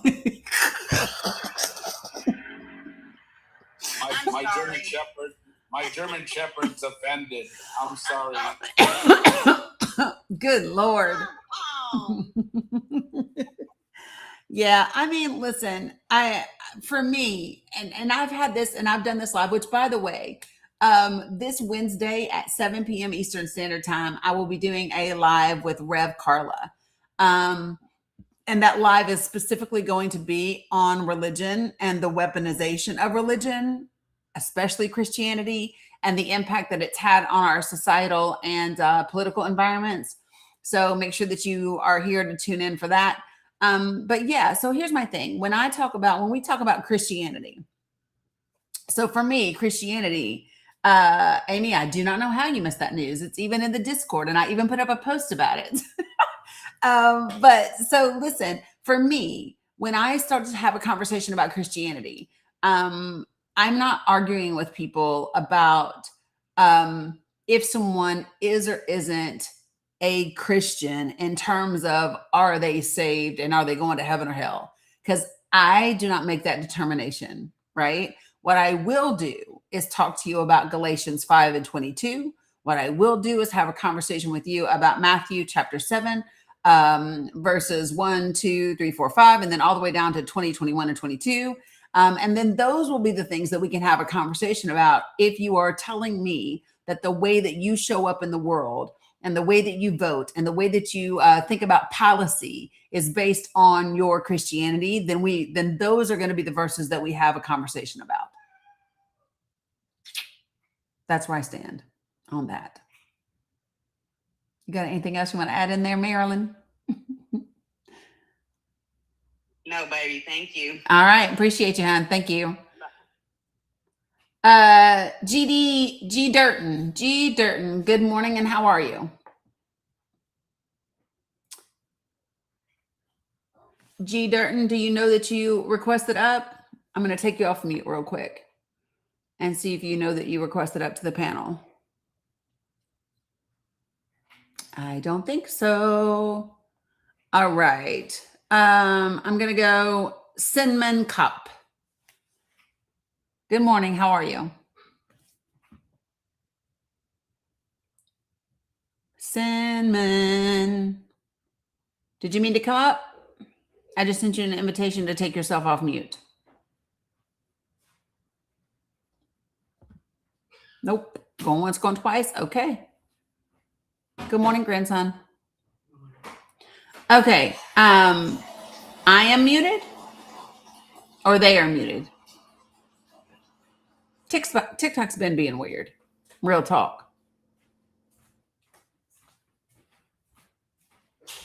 Yeah. So I think that, okay. So find out Penny GF and Azelard. All of you guys are in the requests. Let me know. And so are you. I'm not sure if everybody meant to request up. If you did not, let me know and I will drop you down. No, you did not. I got you. Whoop. Who said no? Sweet baby Jesus. Okay, find out. Okay, got you. Okay, Penny GF, did you mean to request up? Going once, going twice? Nope. Hazel Arts, did you mean to request up? Yeah. Okay. I just have something in my mouth. Okay, no worries. Chewing and trying to get breakfast and all that horn. If you want, I can let D-Max go first and then I can circle back to you. Okay. Go ahead, do that, please. Okay, yeah, no worries. Good morning, D-Max. How are you? D-Max. I'm sorry, I didn't mean to come up. No worries. Got you. What, baby? This afternoon, it's supposed to be around 3:00. I'm good with whenever. Okay. She said no. I was in your pocket. No worries. Take me with you everywhere you go. Okay, I can talk now. Okay. My mouth is clear. All right. Several points. The last point that you was going to have a religious type of, I wouldn't say a debate, but I was going through a book, Separation of Church and Hate. Interesting book. Mm-hmm. It takes, let me give you the author. He's a comedian, okay? Mm-hmm. And he became a comedian because of his mother and father.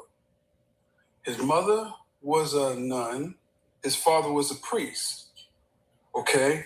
And they forced him into Christian schools and all that. Mm-hmm. So you can imagine when his head was all tore up.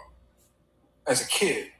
So he used to be a comedian for self medication, Self-soothing, yeah. Get his head right. So he wrote this Yes. book on that. And I was Yes. brought up in Roman Catholic school, okay? Mm-hmm. And a lot of the stuff he said made sense because he goes on the beliefs that you think that's true and debates it. And it makes you really understand what's really going on. And I'll give you an example. Of all the marches that's for political parties, I don't care what it is, women are the leaders. They are the front leaders, not men, women. And what he brought out was, we all thought the 12 apostles were following him throughout the cities. And it wasn't. It was the women. The women were supporting him the whole time. Mm-hmm. But you don't hear none of that in the books written. They only talk about one woman, Mary. Why? Two of them. And yeah. This is something, okay, but I'm not that deep into it, okay? Yeah. You get where I'm coming from. And that's some of the stuff. Or a big one was Paul. Paul was a character. He had two sides to him. He was part of the Roman era. So he had to satisfy them. And that's some of the stuff he brings out. I don't want to go too deep, but there's something, if you're religious, check out the book. And it'll twist your head around a little bit. And, that's one thing. The next thing, the conversation where other countries are being manipulated, like Belfast. You spoke about Belfast. I did. Previous lives. And I looked up on it. And it's crazy. It's YT supremacy. Yes. Over there. Because all they're talking about is not regular immigrants. These are highly educated immigrants that's going over there into professional positions that they cannot fill, and they're having a problem. So it's no different here. It's just that the immigrants coming here is taking jobs that people don't want to take. So can I offer you something on that language? Immigrants are not coming here taking jobs that other people don't want to take. Immigrants are coming here, and they are looking for work, and they are accepting the work that is made available to them. When we use the verbiage at all that just says taking jobs, they're not taking any, right? They're seeking employment like everybody else. And corporations are exploiting their need for work and their need for an income. Yeah, 100%. That's the perfect verbiage. Exactly. Same sentiment. Yeah. So when you go back into Smittler, okay, what was he all about? Thank you, Scotty. He copied what was going on here. Yeah, Jim Crow. And took what they was doing to the black people here and did it over to Germany. So if you're not understanding, we're in a world that is a revolving door. So what I'm saying is just to sum it all up. If we stop the racial prejudice here in the States, we would probably end it all globally. Because they use this as a template. Yeah, that's what I see. It's funny that you just said that you're talking about it. So for those of y'all, the book that he's talking about is written by John Fugelsang. John Fugelsang has a show on Sirius XM radio on their Progress channel, Progress 127. I've been on John's show a couple of times, and I literally was just checking my messages.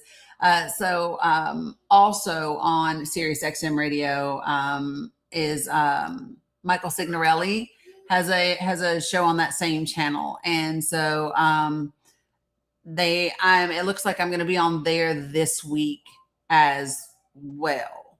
So as soon as they firm up the time, they've proposed one to me now. As soon as I get the time, I will post it. I'll put it in Discord, and I'll also put it in the bulletin board.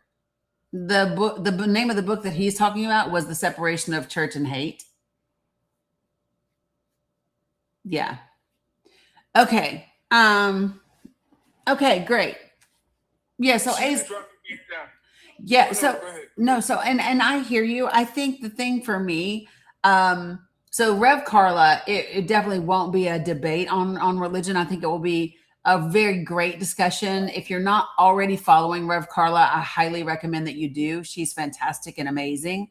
And so she went to seminary, and she has been deconstructing the Christianity that she was raised with. And many people are on that same journey. And so one of the reasons why I'm really looking forward to this conversation is, I talk about being, raised in the church, what I call neck deep in church. And so there's a lot to talk about when it comes to religion and the infiltration of religion into politics, and how we even managed to get here and allow that to happen. Like literally, it's one of the, well, looks like we're firmed up. Hold on for a second. We're firmed up. Thank you. Okay, so this Thursday at 5:15 p.m. Eastern Standard Time, I will be on Michael Signorelli's show on Sirius XM Progress, which is channel 127. You are the first to know because it literally just got confirmed in real time. So that's this Thursday, 5:15 p.m. Eastern Standard Time. Okay, so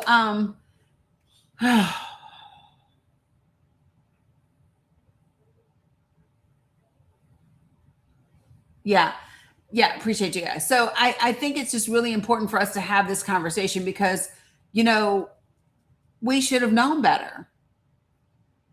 Like when we established this country, the idea, yes, Candy Kiss, it's channel 127.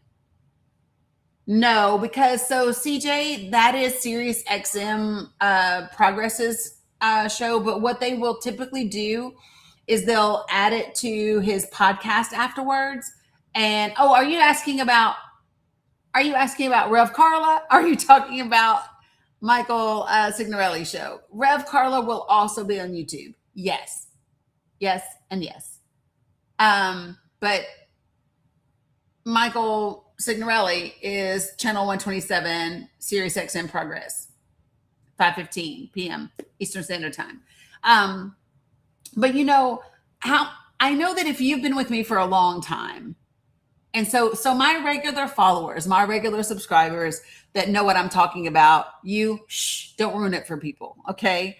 But let me ask the rest of you all, maybe if you're new to me or you haven't been following me that long, how many of you all are not familiar with a document called A Memorial and a Remonstrance that was written by James Madison in 1785? How many of you all are not familiar with this document? A Memorial and a Remonstrance. Put a 1 in the chat for me if you're not familiar. So this is one of my favorite things to talk about when we talk about religion and government. Okay. Yay. I love there's so many people here. Okay. So listen. All right. So in 1785, there was a proposal in the Commonwealth of Virginia.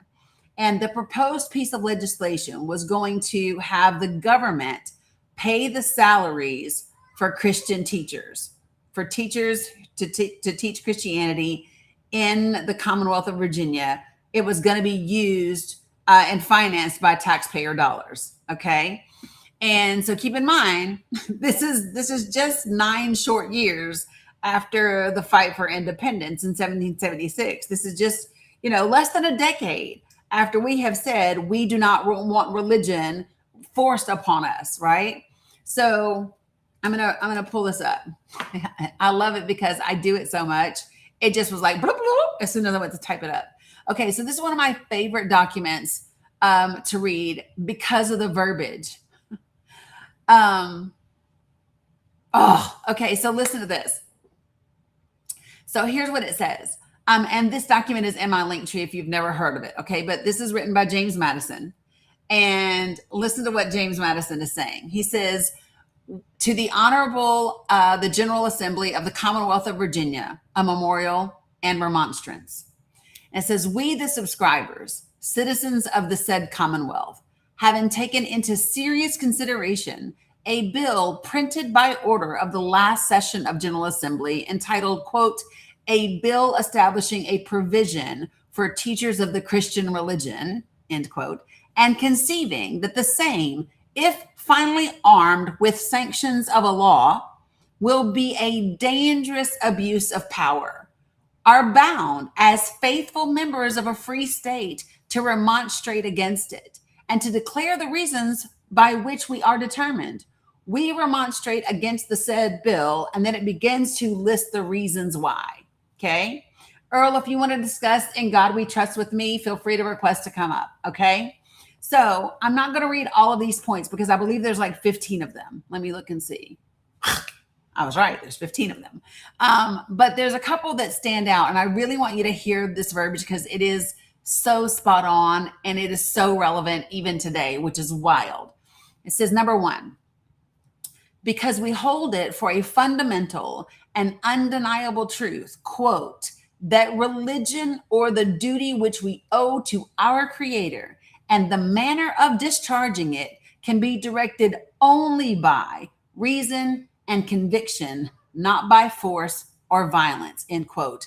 That comes from the Virginia Declaration of Rights, Article 16. So he's reminding them that their very own Declaration of Rights says, listen, you cannot force or put violence upon someone to make them practice or perform their faith a particular way.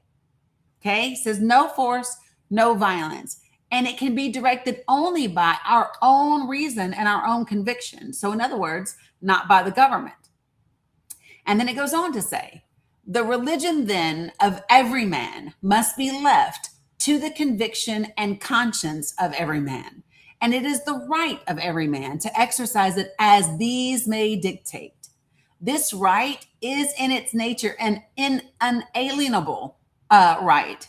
It is unalienable because the opinions of men, depending only on the evidence contemplated by their own minds, cannot follow the dictates of other men. It is unalienable also because what is here a right towards men is a duty towards the Creator. It is the duty of every man to render to the Creator such homage and such only as he believes to be acceptable to him. Not what you believe to be acceptable, not what she believes to be acceptable, but what each individual person believes to be acceptable. That is the homage they must pay to the Creator.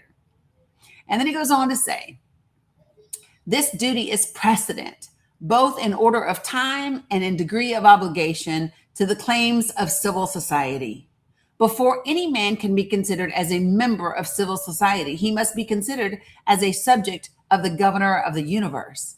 And if a member of civil society who enters into any subordinate association must always do it with a reservation of his duty to the general authority, much more must every man who becomes a member of any particular civil society do it with a saving of his allegiance to the universal sovereign. We maintain, therefore, that in matters of religion, no man's right is abridged by the institution of civil society, and that religion is wholly exempt from its cognizance. True it is that no other rule exists by which any question which may divide a society can be ultimately determined, but the will of the majority. But it is also true that the majority may trespass on the rights of the minority. And that's just That's just reason number one. I feel like shit, he could have stopped right there, but he didn't. He goes on. And the points 2 and point 3, I'm sure I'll talk more about this with Rev Carla on Wednesday evening.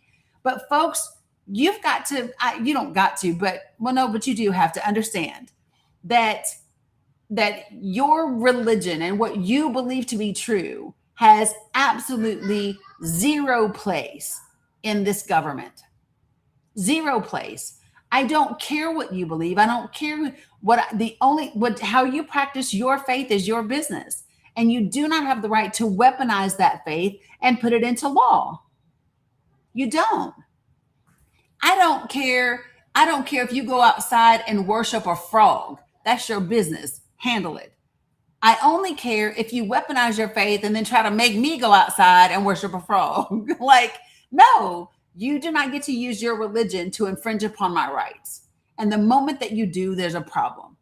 And we have a problem in the United States of America. And there's one other point I want to make. Go ahead, and then I want to get to Earl. The notes. How do religion get on our notes?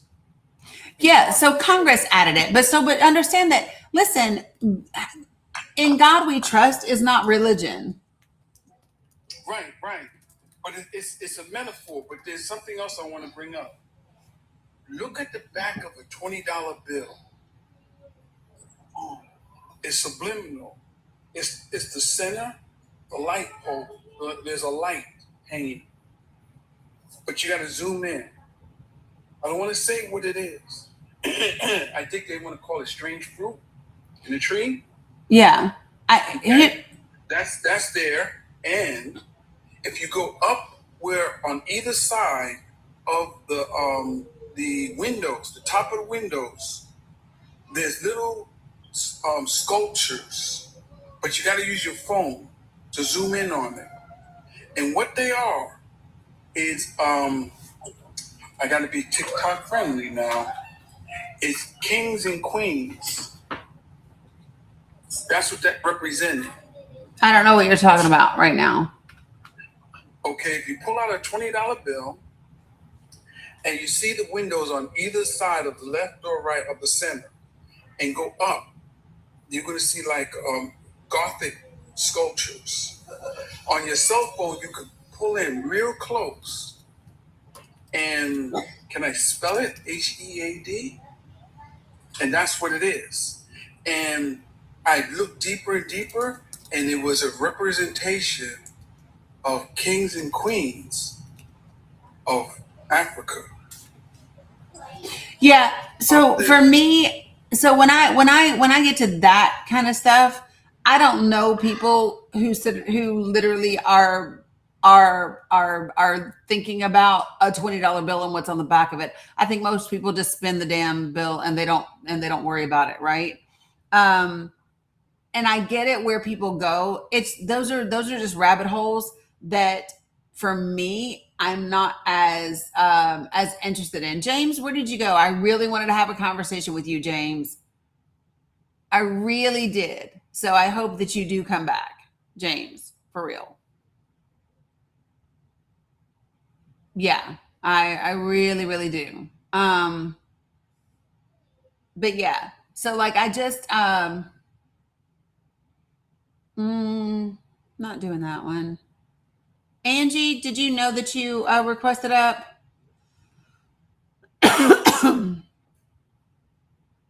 Lolita, you don't look like a real person. T-Bone, you don't look like a real person. So yeah, you're not happening.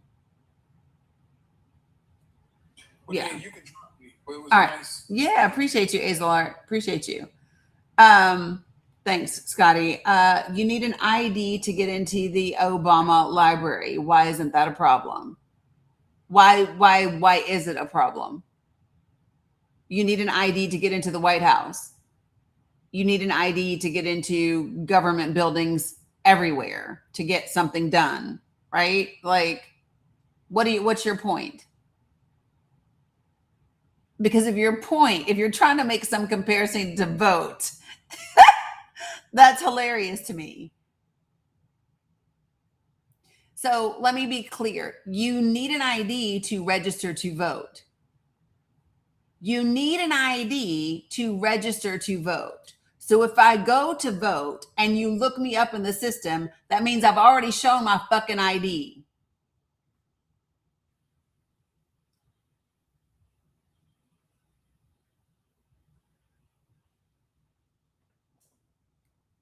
Just Dani, can I comment on that?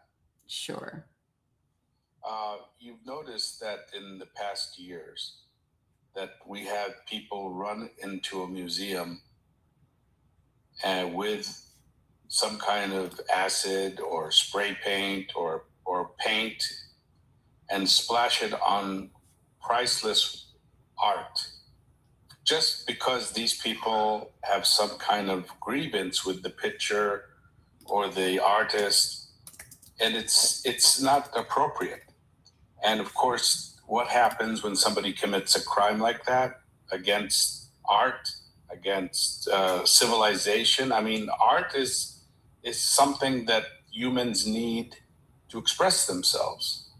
Music is something people need to express themselves. They love their music. And when somebody comes into like the Obama library and they don't know who he is, and he starts, let's say, vandalism, they want to know who he is. It's that plain and simple. It's a security for the institution, for the artifacts and contracts in his books and all his papers and memoirs. They're fragile. So you just can't walk in there. Okay, if you hate, let's say, people of color, and he was the first president of color, you don't think people are wanting to do damage to that? So that's why you need your ID. I think it's more of a security measure than a harassment issue. I think. It's not a harassment issue whatsoever. It's 100% about security. It's the presidential library, right? And exactly. yeah, so that's it. When we talk about voting, and by the way, the ID has nothing to do with student IDs either. Listen, folks, whether you vote and show a student ID or any other ID, you have to be in the voting system. They literally pull you up in the voter rolls when you go to vote. That is how you get your ballot. So I don't care if I show you my student ID, my driver's license, my military ID. It doesn't matter. When I give you an ID or I tell you my name, you pull it up in the voter registration rolls and it will say if I am there or not. No, but every state verifies you when you get your ballot. Every state does. Some states require IDs and some states do not. The point is, in order for you to be in the voter registration roll, you had to have presented an ID to get registered. So the bottom line is, if I'm in the rolls when I go to vote, that means somebody else already saw my ID. What's up, occupation? So it doesn't, this idea of any additional need for ID is asinine and irrelevant. It has zero to do with voter fraud or anything else, because the amount of voter fraud is so minuscule, it's ridiculous. And the most prominent cases and frequent cases of voter fraud have come from just saying it out loud. But I'm just saying it's still not an issue. There's no fraud that is in any way, shape, or form on an outcome determinative level or a level of concern. Just putting it out there. Okay. Good morning, Scott. Appreciate you. Question: can I do one thing real quick? Because y'all seen your girl's been throwing back her liquids. Can I have a quick mod break so that I can empty my bodily system and then come back and we can keep going? Because I definitely want to talk to you, Frozo. I immediately thought about you today as soon as I saw that your prime minister resigned and all of that. So yeah, definitely want to have a chat with you. Absolutely, no problem. Yeah. So, okay. Cheryl, I'm going to grab you. I don't know if Cam is here or not. But that we'll be able to make it there. Yeah. Okay. I'll be right back, guys. Appreciate you guys. Good afternoon, everybody. I hope everyone's doing well. And everybody had a great weekend. While we're here, make sure that you're going to the top by Dani's name. It says Dani 7th up there. There's the heart. You click on that heart. Make sure that you get all of your points for today. You get them for things like sending the heart. So you can send the heart. You can also comment. You can send other types of gifts too, and you claim points for those as well. So make sure you get all those in so it counts. In the bottom right-hand corner, there's an arrow there. And that's how you share out the live. You can either repost it, you can copy the link to share elsewhere, or you can hit it and automatically share it to people that you see pop up at the top there, above where you click the arrow.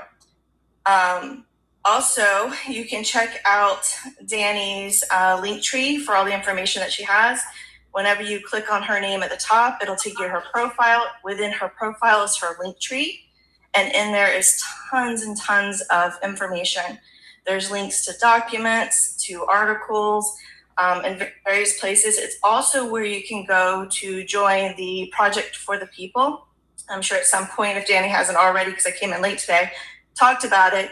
If anybody has any questions about that, it's a great opportunity to work with a bunch of people. Dani shares tons of information and infographics that you can use to help to talk to people about the topics that are important to all of us. Doesn't matter where you are or who you vote for, it's topics that are important to every single one of us. So we should all be talking about it. Cam, am I missing anything else? I see you up there now. Hey girl, no, you did a good job. I actually have a meeting in a few minutes. Oh, do I have an iPhone? Hey girl. Maybe it's not that bad. No, you did good. I think the tips and everything. Yeah. Thank you, guys. Okay. Oh yeah, tapping is clapping. Yes, tapping is Tapping is clapping. Sharing is caring. Gifting ain't grifting.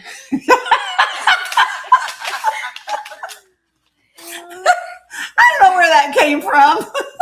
I feel like Mila. I need to make a point that TikTok has banned me from gifting anything more than one coin, like for the heart me. Really? They've shut down all my accounts from any type of gifting. That's crazy. So what I do is I make minimal achievements. Like I put 1 penny, heart, 1 rose, because I can't get access to my purse anymore. It's froze. That's crazy. But it's true. What was that for? They want because I was a pretty big voice for Palestine. I was getting a lot of coins and I was giving it back to people in Gaza. I guess they didn't like that. I wasn't cashing it out. I was regifting it because that's what I do the show for, to support my people. And they have completely want me to listen to this. They want my driver's license front and back. Yep. They want my passport picture. Yeah. And they also want my blood type. Oh, wow. What the heck? What? Is that? Like, I was okay until you got to the blood type.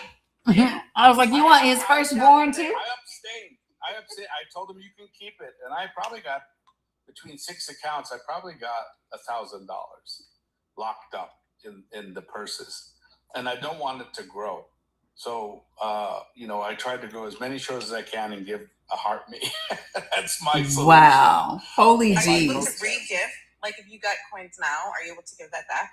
No, it goes into the purse. So please, nobody gift me. I would like to make that comment. Thank you for the 61 coins to TikTok. They have not. Give it to people. Like if you ever bring people from Gaza, please give it to them. I do. American. And thank you. I appreciate that very much. Yeah, no, we have. I wanted to tell you, I wish I could think like a grifter, but I can't. I'm very giving. Yeah. I'm a Virgo. I can't help myself. And I love people and I love politics, because for 50 years I've been trying to say what you've been saying, Dani, Mm-hmm. and it was on deaf ears. Oh, wow. Deaf ears because of what? I mean, I used to go on the Rush Limbaugh show and fight with Rush. Stop it. Really? And he would tell me, he would drop me and say, I want to apologize to my listeners letting this cuckoo clock a rant like that. I was looking for a Palestinian, but I found a cuckoo clock one. And it was like, that's uncalled for. All I told him was, I'm going to tell you the truth, Rush, the truth and nothing but the truth. And I asked him a simple question. Do you know who the Haganah was? Mm-hmm. You know who the Leahy gang was? He said, no. Yeah. I said, then how can you call Palestinians the T people? Yeah. And T is for that word that's restricted. I don't want to hurt the lie. I'm a Palestinian American. I had to leave my country because of tyranny and oppression and war. And it happened the second time in 1967. So I ended up here. Mm-hmm. And as a little boy. And as a little boy, I was always wondering why my mother is crying, because the news was so devastating. Yeah. In the 60s, it was quite revolutionary. I lived in San Francisco. And I'll be honest with you, there were things like weirdos who would come up and pew-pewed one of my cousins in his business. And it was that they found out it was that guy who would love to pew-pew people for fun. That was the beginning of a culture that was really strange. Yeah, I know what you're talking about. Thank you. I didn't want to say his name. Yep, I got you. And he was in his business, minding his own business. This person didn't rob him. He didn't take a penny out of his register. He just came in and had fun with it. It was, a sadistic person in our society. And, and when we have the CIA allowing substances to be distributed to the people of color, to keep them oppressed, just like the British did to the Chinese with the other substance that they had in Hong Kong for 100 years. They kept those parlors of an opioid to keep the masses stupid and not thinking. This is what America's doing. They're doing the exact same thing the British did. The British taught America this, of course, and now you have this other country that controls America. Unfortunately, this has become, lately I've been hearing this, and it's making me sick. United States of Israel. Why have we become the United States of Israel? I mean, everybody is talking about it because in addition to what we've always seen with Congress, right? What we saw last year is the first of its kind. So for the first time ever, and I'm sure you know this, AJ, Yes.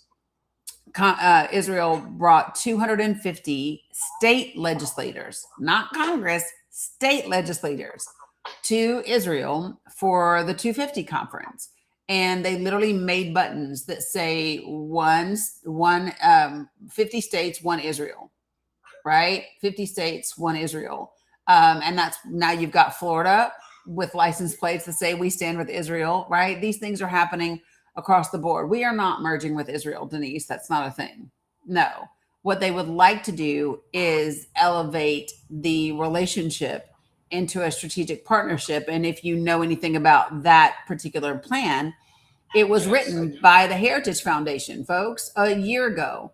Actually, October 7th of 2024, I believe, is when the Heritage Foundation released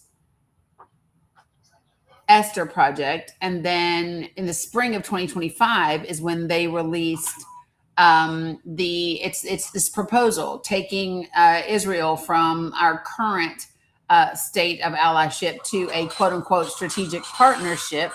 And that was in the spring of 2025. So that would be their intent. The problem is that they don't have the support. They did not get, if they had gotten Section 224 into the legislature last year, they would have had a hope in hell. they don't have a hope in hell this year, and they are very quickly running out of time. So, Good. yeah. That's good news. Good morning. But the one that blows my mind is the military in the Pentagon. That's the one I'm talking about. It's Section 224. Yeah, Uh-huh. 224, right? Mm-hmm. Yeah, that's the one I'm talking about. Which is interesting because at the same time, you have the Pentagon raising the threat level on Israel. So, how about that? Wow.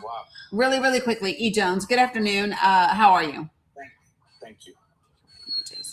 E. Jones, do you know that you requested up? E. Jones, do you know that you requested up? No, I didn't mean to. Okay, I got you. No problem. I'm sorry. It's okay. No worries. I just wanted to be sure. Cheryl, you good? Or you want me to drop you? Let me know what you need, what you want. I'm good either way. It doesn't matter. Okay.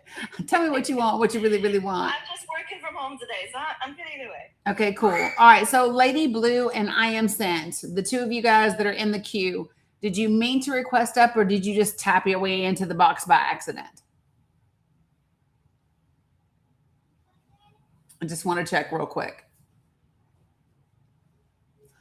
Because there's a couple of things that I want to dive into, and I know Frozo, you are here as well, and so okay, I got you, Sent. No worries. I didn't think so, but I just wanted to be sure. Okay, cool. Let me ask my Danikins. How do we feel about an end of the live panel for maybe 15 minutes or so? You know, you all do know that once I open the floodgates, it's going to come pretty fast and heavy. And I don't know how everybody's doing. I just know it's been about maybe almost a week since we did a Pally panel. I know we did a Congo fundraiser before that, but I just want to know, yes, you requested up, or yes, you would like a Pally panel. I don't know which one. I got you, Carla. Friday for you. Got you. Friday, got you. No worries.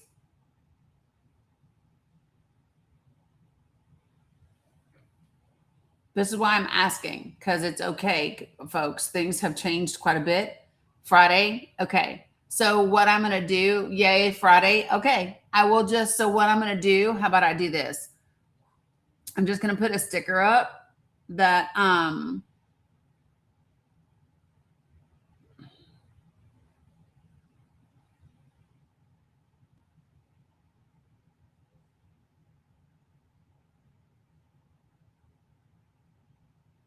about that?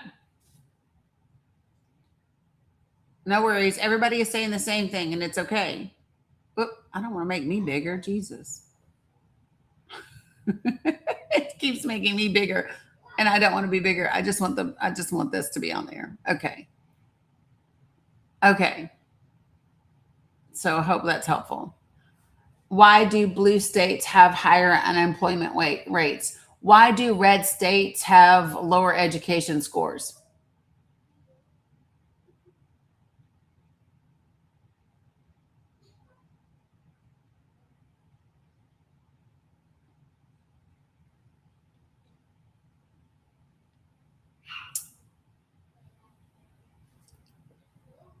Thank you, Aaron.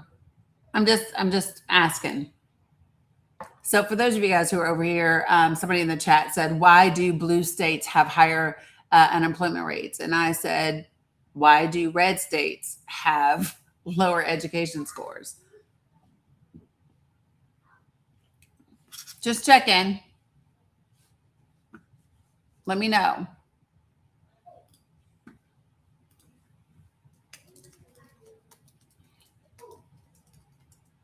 What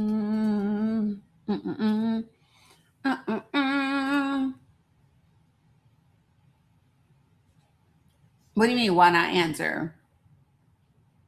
Why answer?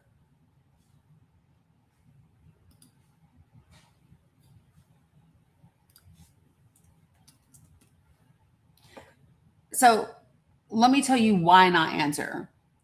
Why not answer is because it is not a question that is being given in good faith. It is a question meant to be divisive and to be partisan. Right?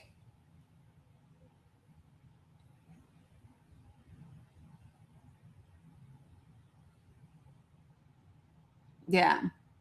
And just like in every situation, and in most issues, they are complex and they aren't attached to the to the political leaning, right? It's not about that. So what I would say is that, because see, for me, here's the thing. Anybody who asks a questions like that, number one, if that's a question you really want to know the answer to, you're not coming and asking random ass people on TikTok. You should be going to look at like actual resources, right? You'd want to go look at actual studies. You'd want to go look at things that are put out by the Federal Reserve Bank, all of those different types of things, if you were truly interested in getting that type of information. But you're not. You just want to throw a partisan comment out there that supposedly, quote unquote, makes Dems look bad because you assume I'm a Democrat, which is funny to me because I'm not. But, do you, boo? You're looking great. What up, Frozo? How are you, friend? Wow. Okay. One hand. Something's always happening with me. So I'm really exhausted from work. I just came back from work. Got it. One hand. On the other hand, I am on a warpath again. Really, this time.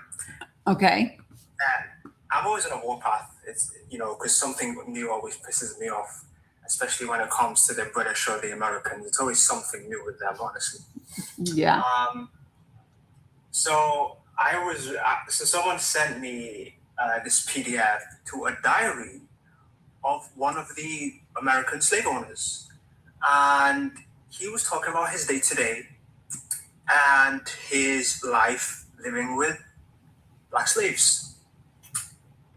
Let's just say I read the first page and I wanted to throw my bed over and flip my whole bed over. Yeah. That was the first page. I had to stop after the first page. Okay. I literally had to stop reading after the first page.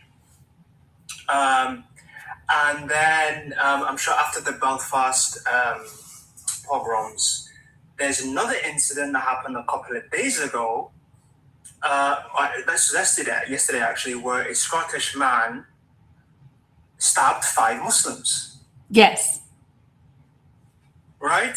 Guess what the media is saying? We don't know what the motive is. Oh, but we do. He was literally yelling it. After he did it. I was live. So Elmo was live when it happened, Frozo.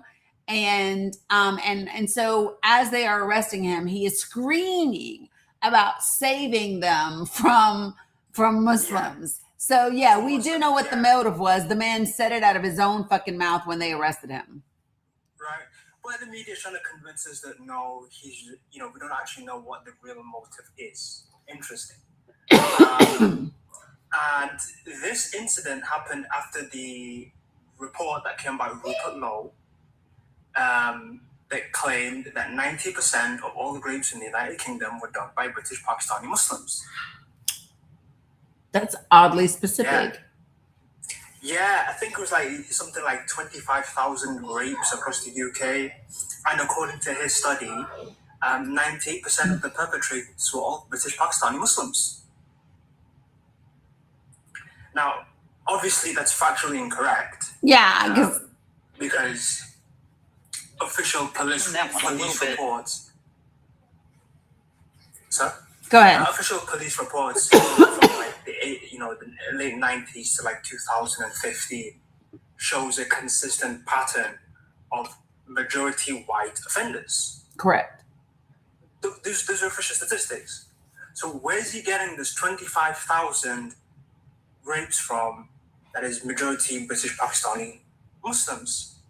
He made it up. but that is what is all over British TikTok at the moment.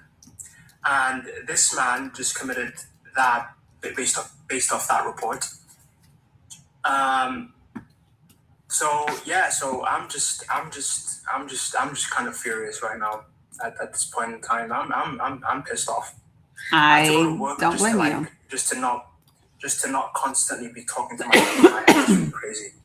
So you wanna hear something cool that I found this past weekend, kind of along that same vein of the PDF you got and all of that.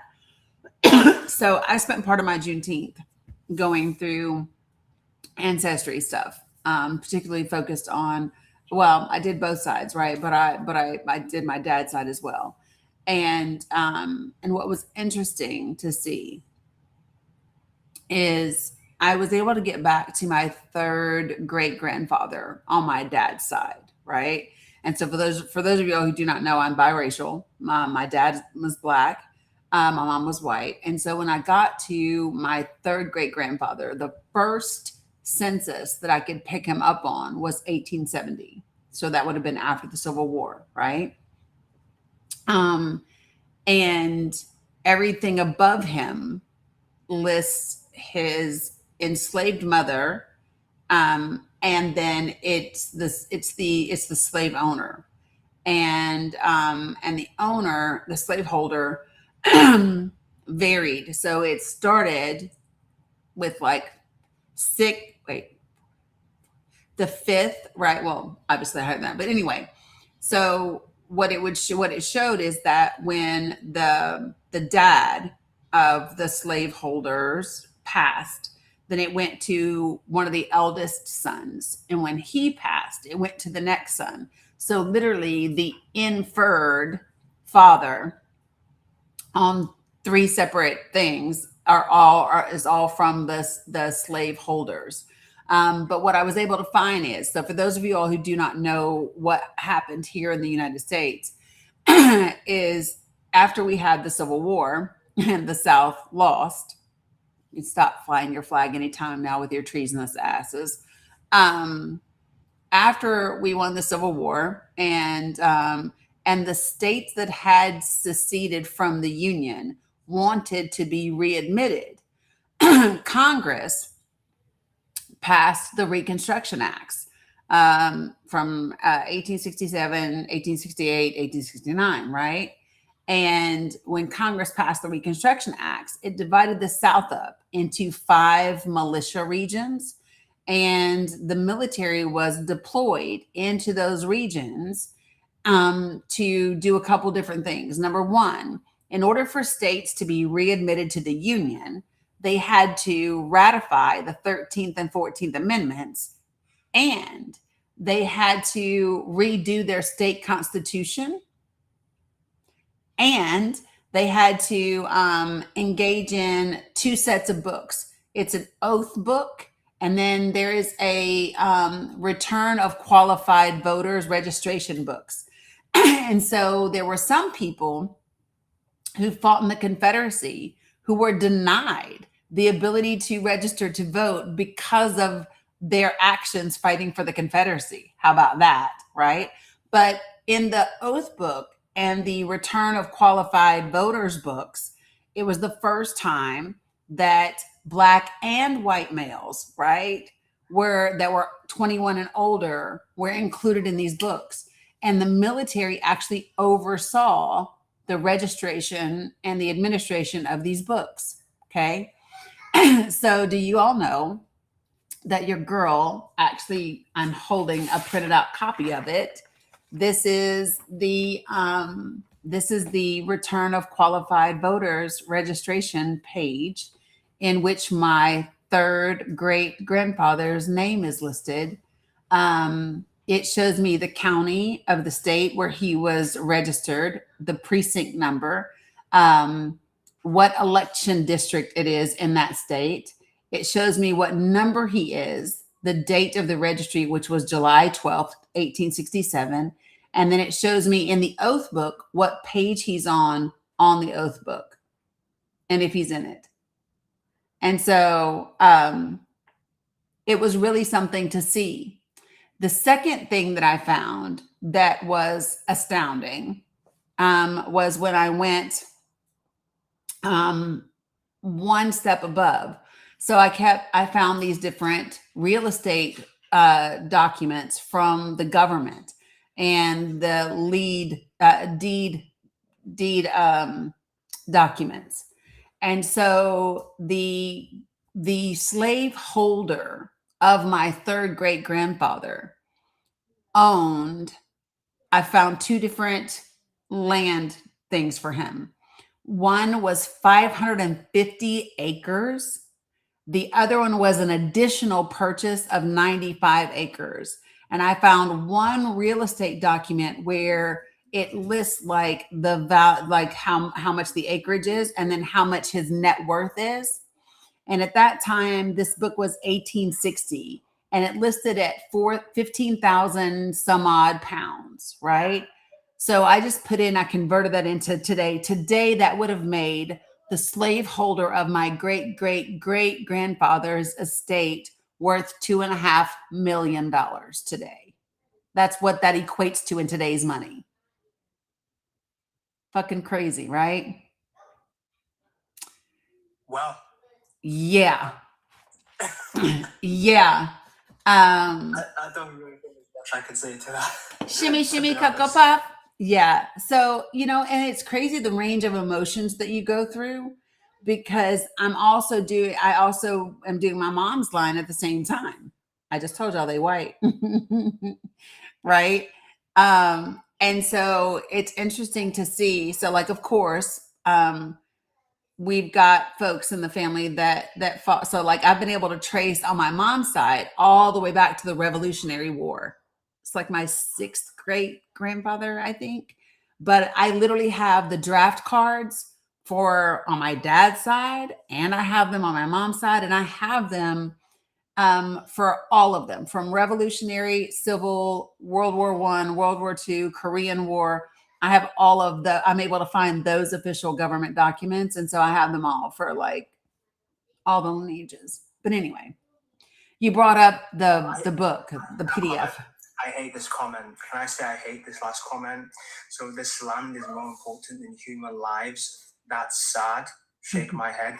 I hate that comment for two reasons. Number one, land is history.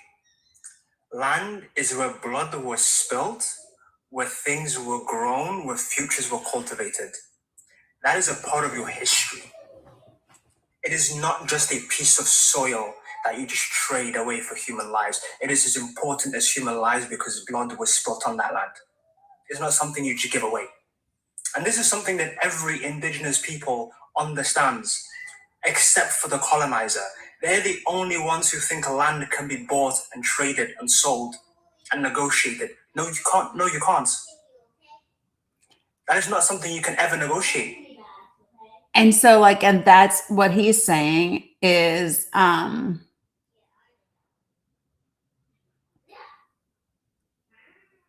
right. But soulfulness, what he's saying, you guys, I believe, are saying the same things. I think just the way that it was worded, there was miscommunication. So listen, what he is saying is that the people and the land are both valuable, and that it's only the colonizer's mindset that says, I can steal it, I can buy it, I can sell it. And indigenous people understand that land isn't transactional.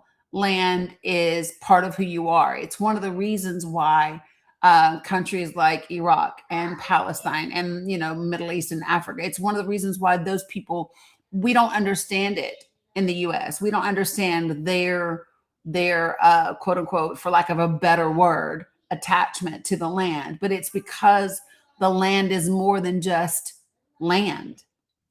It is part of the identity, the culture, the experience, the life, and the history of the people of that land. And so both of you all are saying the same thing.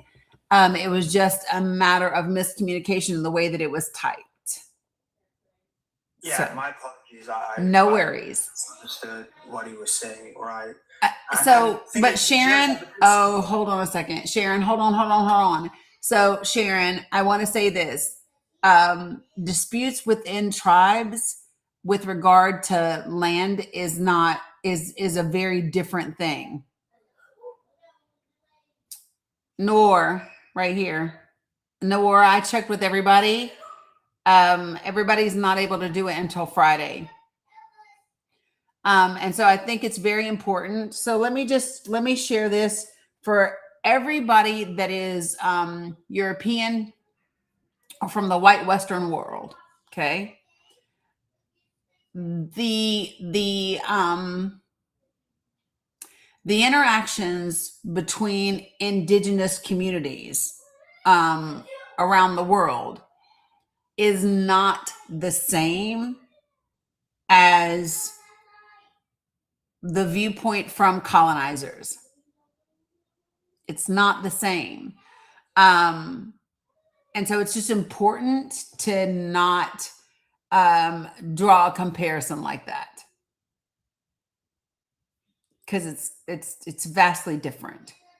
And any dispute over land between two indigenous groups of people is not about a racial or biological superiority, and there's a big difference where that is concerned. I'm not assuming. And this is why, right, I say that Israelis are not indigenous to the land. They can claim the 2,000-year-old history, but they do not have or show or display the same amount of love for land that indigenous people display for land. And Zev Jabotinsky wrote in his books about this, by the way. He said that the indigenous Arabs have a jealous love for their homeland, just like every other indigenous people. This is why he invented the so-called Iron Wall strategy of breaking the backs of the civilians to force them to flee. That is why the Israeli military doctrine is mass destruction of civilian property, because they want to create unlivable conditions for them to leave. But they're not going to leave because that jealous love for that land is still there. Am I wrong, brother AJ? Never. And I'm glad you brought that up. Everybody needs to understand something. There's a scientist in Israel called Shlomo Sands. He's very well recognized and respected in Israel. And Shlomo Sands has gone to the nth degree to prove that the ancient Israelites that they claim is the ones that are from Europe coming back, which is a lie. He proved that. How did he prove it? Through DNA. And he took a skull of an ancient Israelite, I think ancient rabbi, and he did a DNA test on it. And he wanted to know who is this skull's relatives? Who is his people? And guess what he found? He found that me, a Palestinian who's lived there since the Stone Age, is 97% related to that skull. And that's kind of hard when you look at the Bronze Age, and there were 30 cultures there. You had the Samaritans, you had the Epsteins, you had the Hickamites, you had, like I said, 30 cultures living there during the Bronze Age. And this is what made the Palestinian blood and its DNA what it is. And the fact that they're booming the people from Gaza and doing the attacks on the people in the West Bank are the original Jewish people. We're the original Jews. And of course, when Jesus came, we became Christian. In my town in the West Bank, I have 3 towns that surround me with churches. And my town is the only Muslim Muslim city amongst them. And that shows that when Islam came, my people converted to Islam. So what you have here is a true story of the native people. And I want to thank Shlomo Sands for proving that to his people. But when I bring that up in panels that are trying to say they are the indigenous people and that we migrated there in 1964 or some ridiculous claim, it just blows my mind that these people have the tenacity without the science, without even the history, and they use their religious books to prove that these people who came from Europe are the indigenous people. And it's wrong on so many levels. And I thank you, man, for bringing that up. Thank you, Dani, for letting me say it. Yeah, absolutely. Okay, so folks, I'm going to do, I'm checking out a couple of things really quickly for the panel purposes. It's going really quickly. Earl, I see you are back. Here we go. Come on to the panel, Earl, because I sent you an invitation. And you're gonna come to the panel or you're gonna get muted because I don't do Islamophobia in this space. I don't do it at all. So either come to this panel or you will be muted. And I'm okay either way. Like life will keep moving.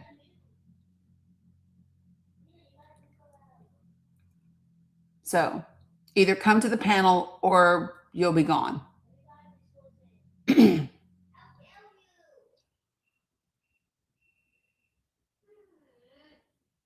Islamophobia.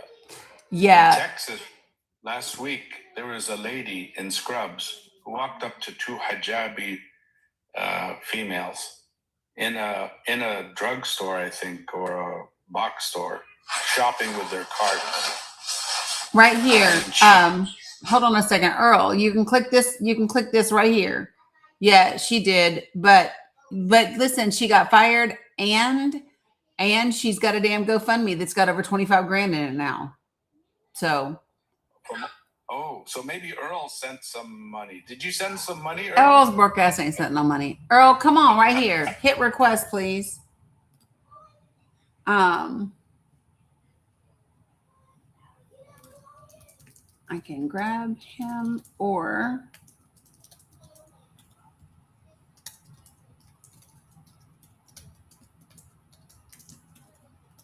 give me 1 second. I'm doing something for the grandbabies. Let me see.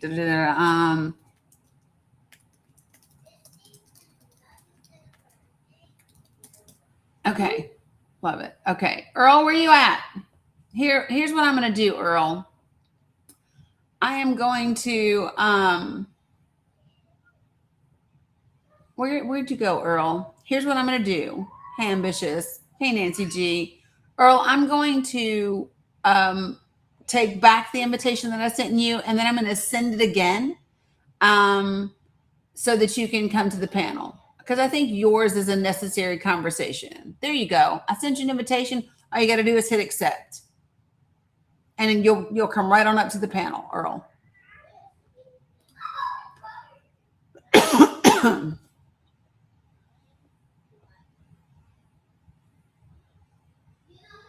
I literally just sent him an invite. So as soon as you hit accept, you'll go right here, Earl.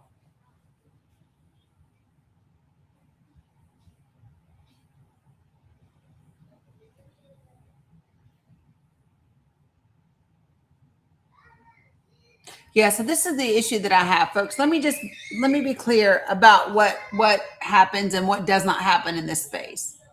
So if you use words that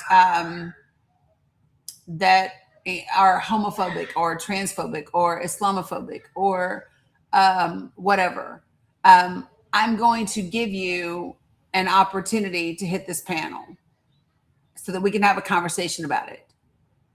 If you do not have the courage to get on the panel and have a verbal discussion about the hateful, bigoted rhetoric that you type in the comments, you will be muted and booted from this space.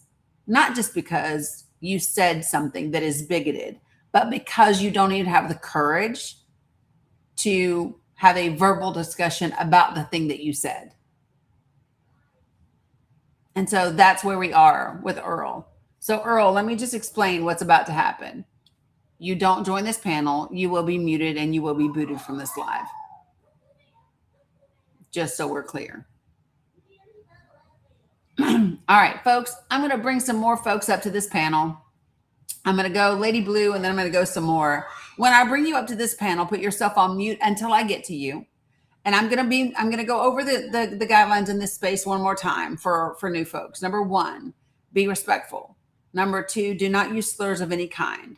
Number 3, don't spam my damn comments. If you got something to say it once. You can even say it twice, but do not say the same thing over and over and over again. It is not good for the chat and it's not helpful. Number 4, do not type in all caps. And that one seems like very minute, but it is big. And the reason that it is big is because all caps are reserved for my moderators and for my folks that are vision impaired. I have people in this community with vision disabilities. You will be respectful of those or you will be muted and booted from this space as well. Okay? Perfect. Hello, Lady Blue. How are you? Lady Blue, did you mean to request to come up?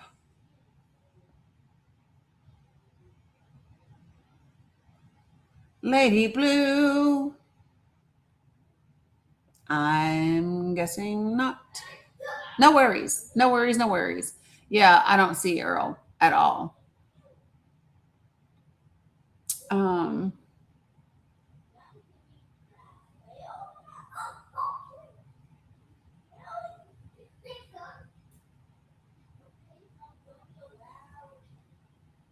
Well, you see how quickly it clears out the stuff, y'all? When I go over the guidelines, it's amazing somehow how some of the folks end up just like not. I'll go to click them and miraculously they've disappeared. Dani, can I mention another one? Sure. There was a professor in ASU in my state, Arizona State University. He, on the street corner, attacked a hijabi lady, grabbed her hijab, pulled it off, and her kafia around her neck, and was speaking all kinds of disgusting things to her. So they sent her friends, the security tape from the restaurant caught it. So they went to the restaurant, they asked if they would be so kind to show the video. They did. It was so extremely disgusting and so graphic. It was pathetic. So they showed it to the dean of the school, and he was fired appropriately, just like this lady from Texas. Mm-hmm. You wouldn't believe who hired him. A university in Texas. Oh, I would believe it. I mean, what? A professor who's supposed to be educated and respectful. He has a code of conduct. He's not even allowed to use cuss words in the classroom. He could be fired. As a matter of fact, I was hit with a code of conduct working for a university, a Baptist university in my state. I worked for them in 2024, and I signed their code of agreement, and I didn't realize that because I'm a driver, I'm a bus driver. I'm a school bus driver by trade. And I drove also the shuttle buses for this GCU university. They're in trouble right now with the federal government. They're being sued for not increasing their, apparently at that time, for not increasing their tuition. And they fired me for catching a big mistake with their diesel bus, which is my duty as a driver to do a checklist inspection every day. And I noticed that they overfilled the oil, the last driver. Not only did they overfill it, but they used the wrong oil. There was not diesel oil. It was engine oil for motor cars. Should I stop? No, Sammy. So when I showed my disgust, I used a choice word, which maybe I shouldn't have, to the mechanics.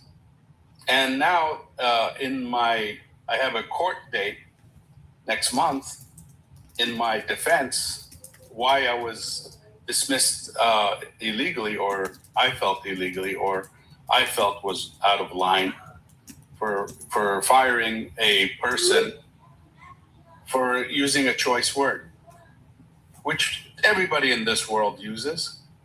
But I thought that thing was for classrooms and not to use it in front of students I shuttle, of course. That I'd say would apply. But between the mechanic and the driver, this mechanic wrote that I cussed. And that was the reason for my dismissal.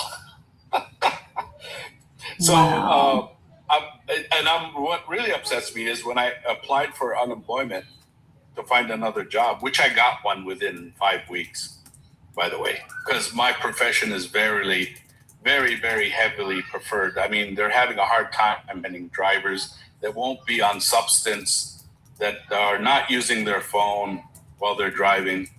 I mean, it's a big factor right now in the CDL world.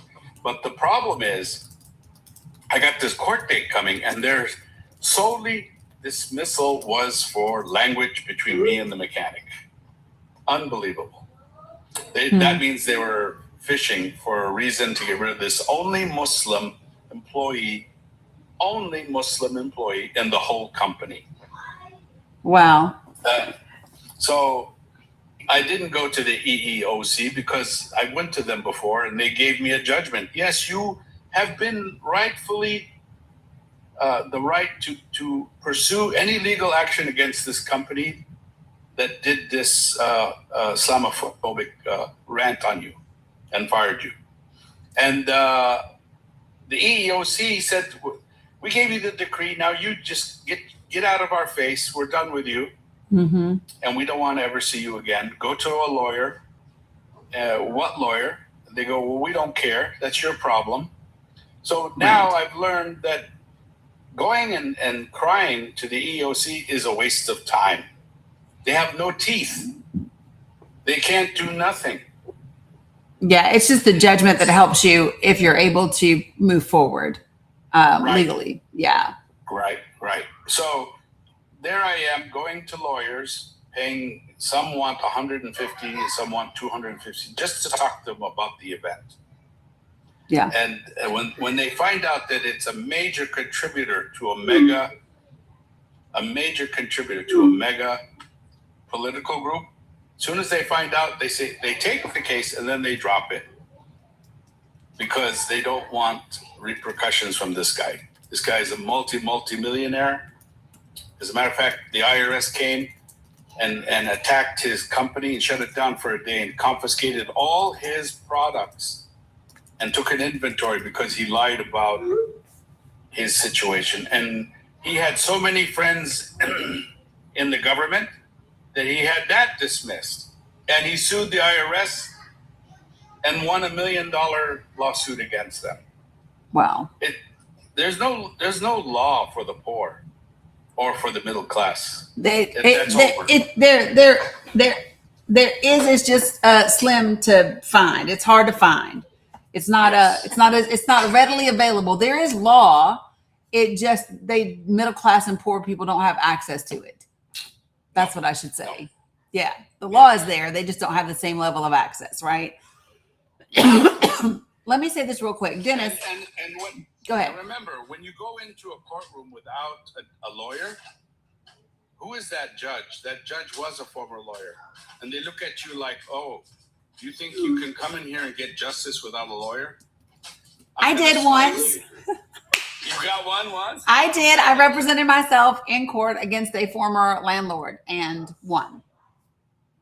Well, yeah, landlord. Yeah, you have the rights. It's stacked against the when they do stupid things. No, it wasn't. It was literally him trying to get money and lie and shit. And so I was like, bruh, no. But anyway, okay. So yeah, I know you guys. I was just being funny. Haha, loosen up. Okay, so Dennis, let me just say this. Dennis, if you would like to find your way to this panel, I have already requested you several times and you're not making your way. So you know what that means. That means if you continue to be disruptive and distracting in the chat and you do not come up to the panel to have a discussion about the things that you are saying, you will eventually get muted, right? But I want to just clarify a couple of things for people. You do not have to have an ID to get onto the campus of the Obama Library, right? Because there are certain parts of it. In order to get tickets and things like that, yes, you do have to have ID. And the same thing is true. Go to the Capitol, go to your state legislature, go to the White House. You have to have an ID, folks. Period. So that's number one. Number two, if they keep coming in here saying the exact same talking point, it is a sure sign.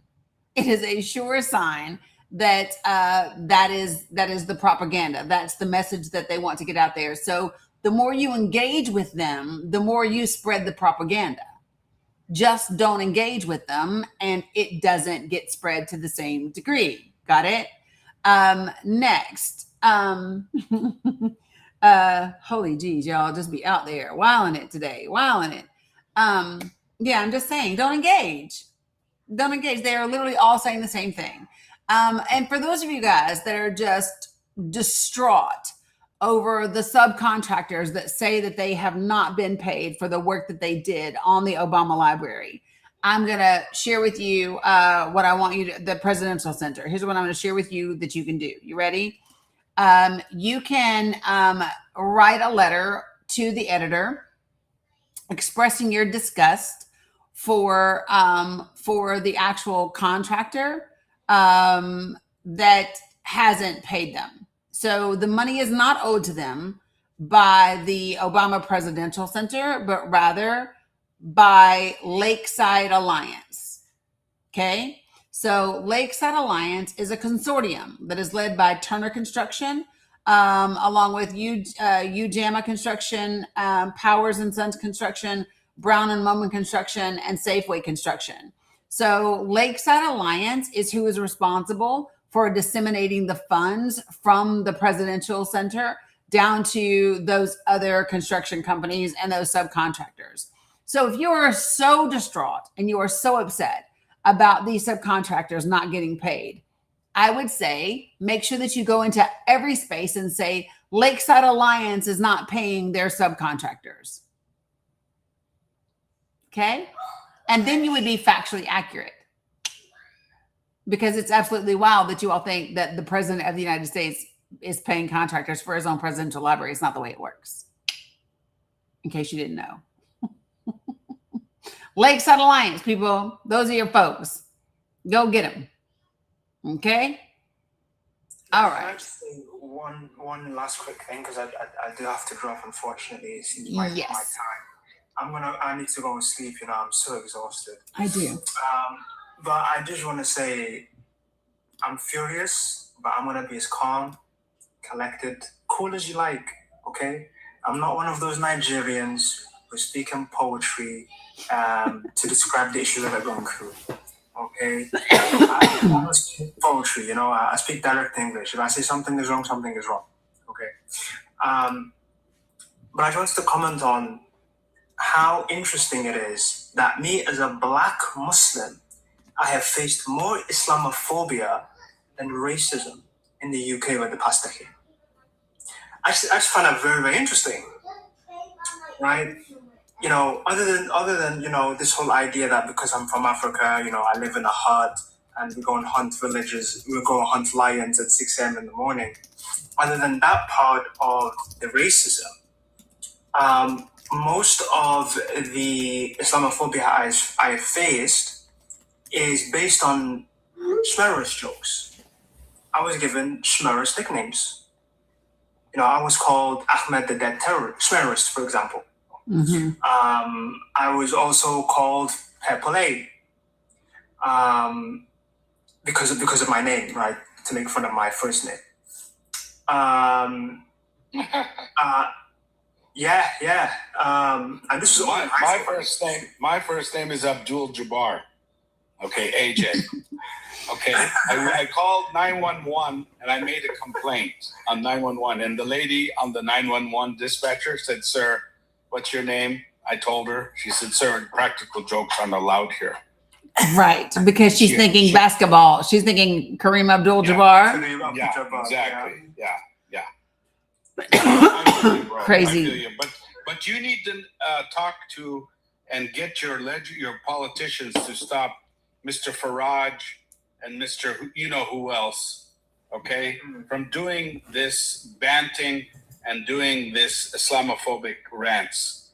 They need to be sued, just like we sued one guy who was doing a mega stuff and lying and getting the mega all riled up. And now I hear he has to pay $60 million. You know who I'm talking about, right, Dani? The former cabinet member of Donald Trump in the first term. He was fourth. Yeah. You know who I'm talking about, right? Yes, I believe so. So this is how you get even. You guys got to get together and sue these bastards. Absolutely. So that's what we're trying to do, right? So there's some Islamic organizations in the UK that have the power to sue, but these reform guys, they're trying to frame these organizations as outgrowths of the Muslim Brotherhood, so they can get them branded as terrorist organizations and shut them down. So now the regular Muslim is now trying to, I'm working with other Muslims in the UK to essentially try to pull together our resources to make sure that there is accountability for these types of people, that they get punished to the fullest extent of the law. And we're willing to do everything because money's what is at the end of the day what drives legislation in the UK. Unfortunately, if you don't have money, you can't make things happen. So that's what we're trying to do now. We're trying to bring together as many Muslim lawyers as we can, Muslim business people who can actually put the money to in this thing, and maybe even get the average normal Muslim to donate for a lawsuit, for example. So these are the things that we're trying to do, because the amount of Islamophobia and racism is getting completely out of hand. Because tell me why one of the reform MPs or whatever literally said that he wanted to melt Nigerians and fill them and make them fill them as potholes. Yep. And there was no backlash. Yep.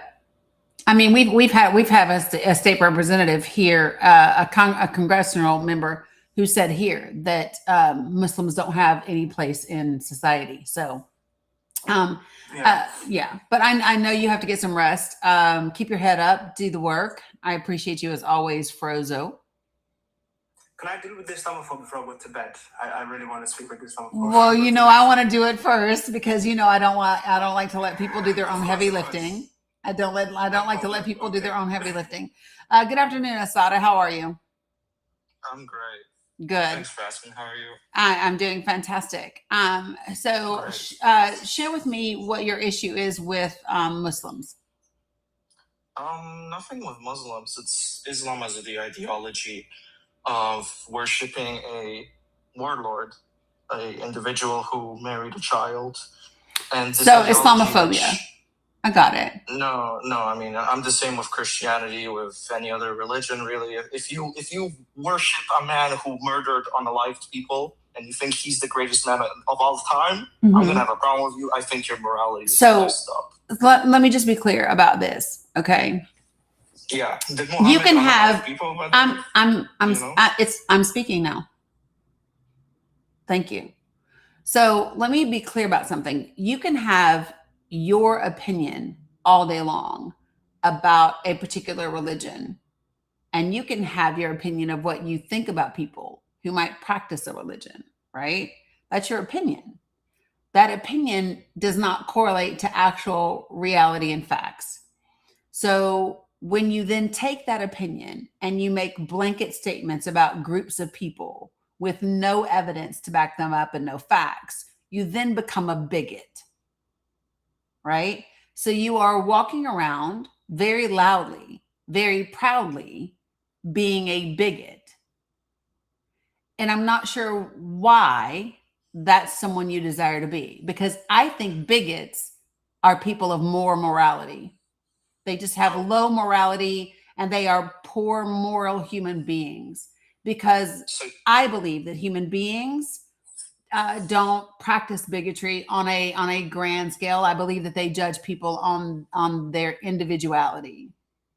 I agree with you 100, which is why I told you straight up I don't dislike Muslims. I have family who are Muslims. But you said anybody that practices that religion, you believe that they are a low moral. Yeah, I think it's a questionable morality, especially if you're aware. So that means you are bigoted. Yeah, so you do have a problem with Muslims. I don't generalize all Muslims. You did. In the comments, so let me tell you what you said in my comments. In my comments, you said, oh, you all just want to spread Islam everywhere. That is a generality. Yeah. And that is a generality about Muslims. That is a generality about Muslims, right? And you just said you don't do generalities, but you do.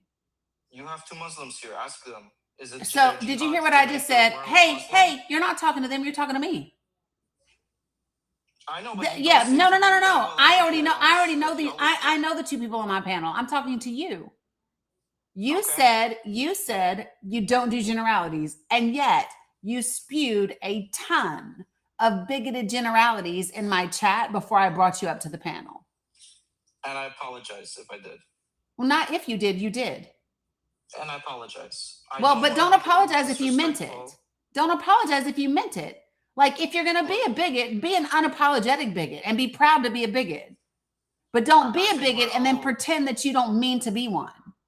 I think we're all able to make mistakes, right? And I don't know that it was a mistake, and that's what I'm asking you, Azada. I'm asking you.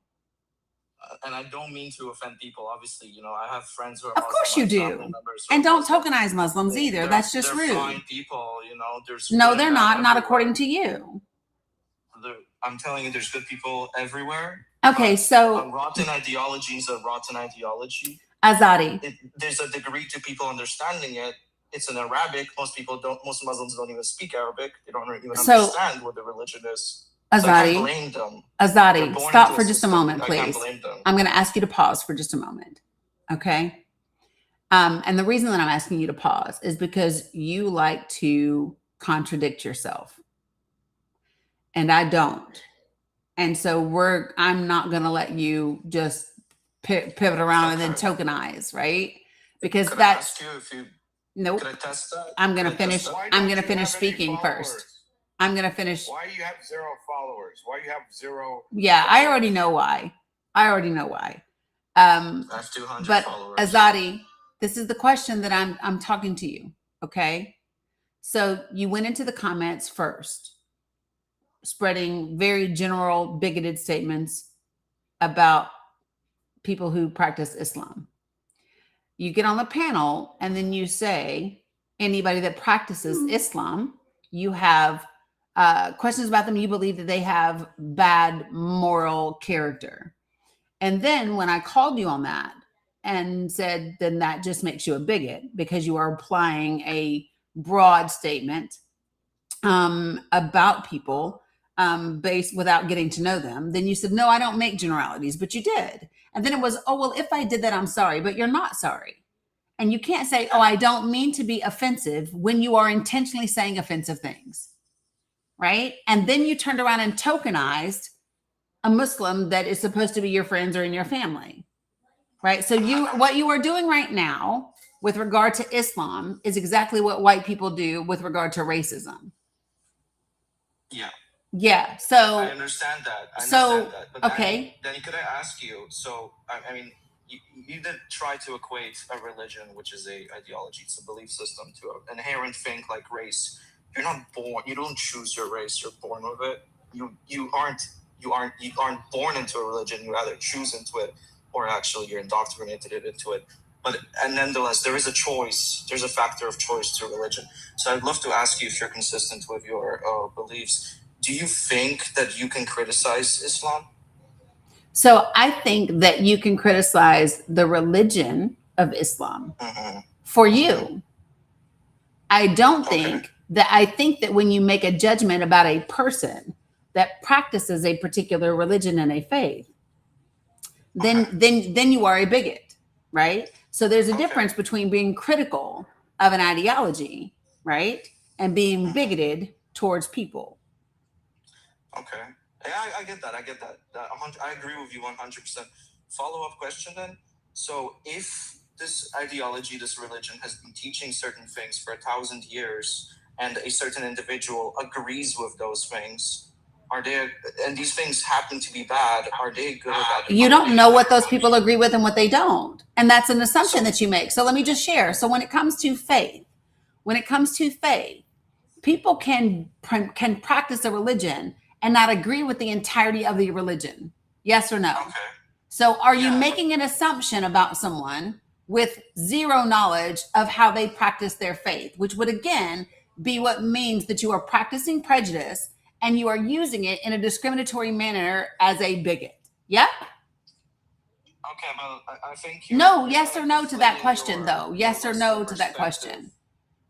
Yes or no? I don't think you understand the Islamic. I think I understand quite well. I don't need you to tell me what I understand. The question that I'm asking you is very easy and very specific. Okay? Yes, I do agree with you in the Western context where we no, not Western context, in any question, in any context. No. In any context. So let me just say it again. Okay? If you are critical of a religion, for example, I am critical of Christianity. The religion of Christianity and how it can be utilized. What I do not do is take that criticism of Christianity and its weaponization and apply it to all people that practice that faith. Why? Because not all people that practice that faith practice it the same way. Not all of them agree and believe the same things. Dear God, that's why there's over 14,000 different denominations. So when you apply your prejudice to an entire group of people based on just the faith that they practice, you are being a bigot and you do not serve well. And for me, bigots have low morality. Okay. Yes. And I agree with you. And I apologize if it came across. No, it's not coming across as something. I really do apologize, man. AJ, I've heard you speak before. You are an actual bigot. You're deplorable. Hey, you. Hey. I've spoken to him before. I give zero fucks. This is not your space. This is not your space. And when you came in here, you see the guidelines that say be respectful, yeah? Did I ask you to address? See, he just got a bio. Folks, I'm going to be really, really clear about something. You don't address my guests on my panel. This is not your fucking show. Mimi, what's wrong?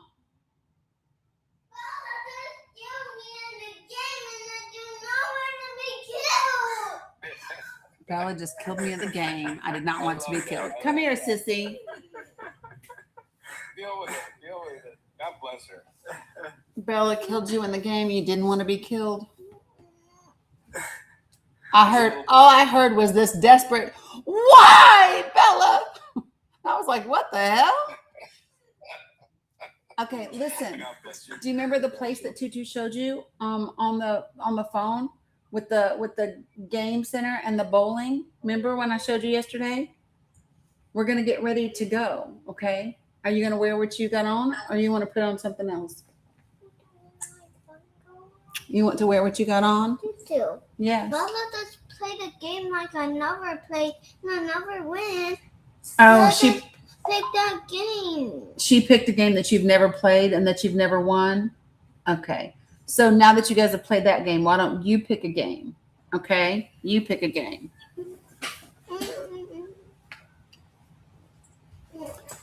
So, for those of y'all who have never been introduced to my youngest granddaughter, that is my future EGOT winner. That is an Emmy, Grammy, Oscar, Tony waiting to happen, in case you did not know. I wish I could live long enough to see that. I am here to tell you, listen, she came in here the other day. I told them she came in here the other day and she said, she was like crying. And I said, Mila, what's wrong? And she came in, she said, Bella hit me in the eye. And as she rounded the corner, she goes like this. She hit me in the eye. And she was going, say to do. And I was like, what? Yes. Hands down. That's beautiful. That's epically beautiful. Wow. That is my EGOT. It's happening. So, yeah. So that last person is a stalker of mine.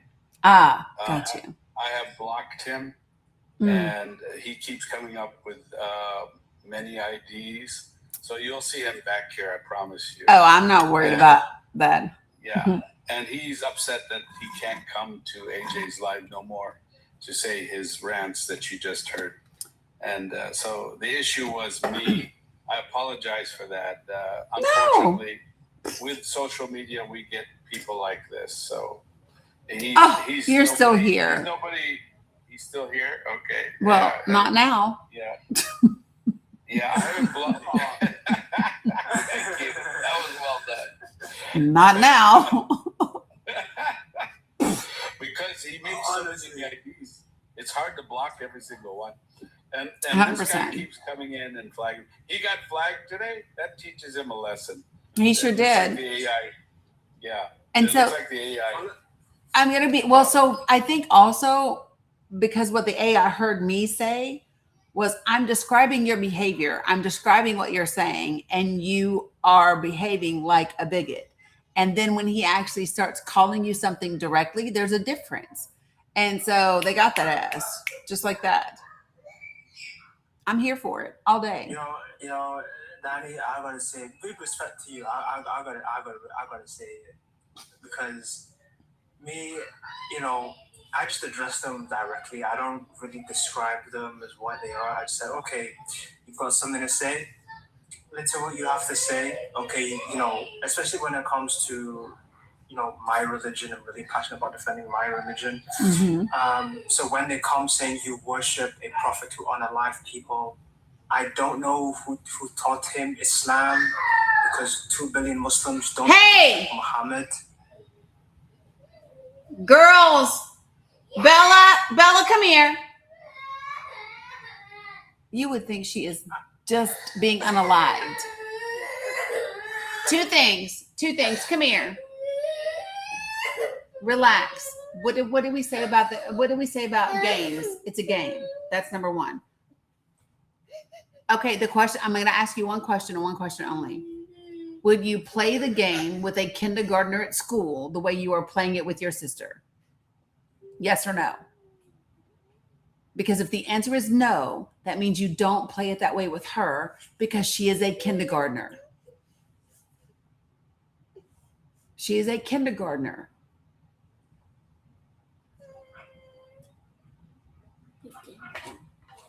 But you get it, right? I know that you do. You get it. And if you all can't do that playing this game, you pick a different game. Because what will happen if this behavior keeps up is Tutu will let Mommy and Bubby take the car and go to the place and go bowling and play the games. And me, Mila, and Bella can stay home. So choose. Okay, well then that means we're going to play and we're going to get along. And if you, okay, huh? Well, then play a different game for right now. Then just play a different game for right now. And if you have not already done so, please brush your teeth. Because when I get off of here, we're going to do hair, and you did already? Give me a high five. Love that. No funky breath. Let's go. Okay, go play.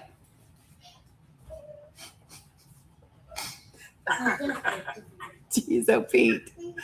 Oh! So I'll just wrap this up, just before I do go to sleep. There's 2 billion Muslims. We don't worship Muhammad. I mean, this is elementary school. This is stuff that you learn as like a 5-year-old. Mm-hmm. I don't know how he says that he's read and studied Islam, but he's made a blunder that even a 5-year-old wouldn't make, which is really quite interesting. And really, that's why I'd like to hear what they have to say, because normally every time they have something to criticize, it is typically duplicitous, chock full of double standards, and lacks any sort of historical or geopolitical integrity whatsoever. Because if you ask them, do you know anything about the geopolitics of the 7th century, they don't know. Correct. And which is the most important thing, right? Because a lot of his actions historically, so if you read, from like Western historians who have actually read all of the autobiographies of the Prophet Muhammad, peace be upon him, not a single one of them describes him as an evil warlord. Right. That's history, So clearly it's not read. It's not read. It's not studied. Yeah. That's how I like to tackle it, but like you did it a different way, which is way better, to be quite honest with you, because you just exposed the bigotry. Yeah, I don't argue religion with people because you're entitled to. So here's my thing. I'm not going to argue with you about what you believe about a religion. You can feel whatever you want to about a particular religion, but what I'm going to talk about is how you take that prejudice and you apply it to people that you don't even know. And that would make you a bigot, right? When you have a negative view, when you have a discriminatory view, when you have a whatever, you can't. Well, Nancy, no, you can't. No, you can't. Not in my room, Nanny Pat. See, that's how it works. Do you want to know why? Even though this is America, you can't say what you want? Because now your ass is on mute. Try saying it now. You can say it, but no one will hear you, Nanny Pat.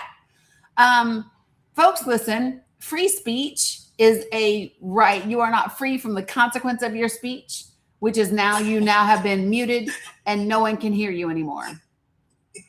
See how that works? They really got that mixed up. This is America. I can say what I want, except you can't.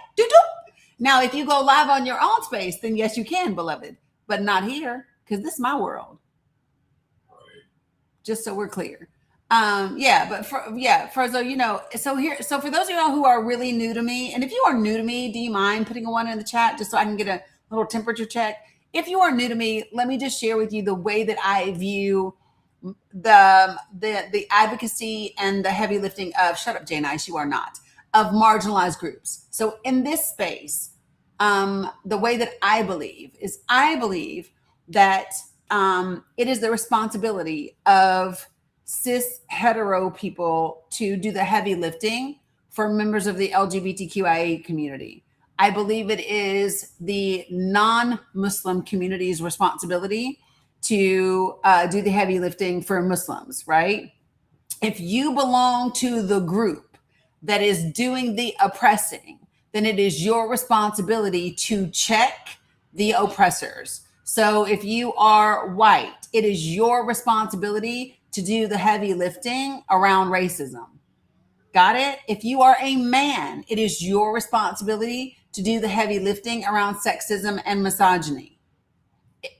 Because here's the thing, they are more likely to receive that information from you. So in this space, even though I've got 2 Muslims here that are very capable of handling themselves, they're not going to do their own heavy lifting in my space.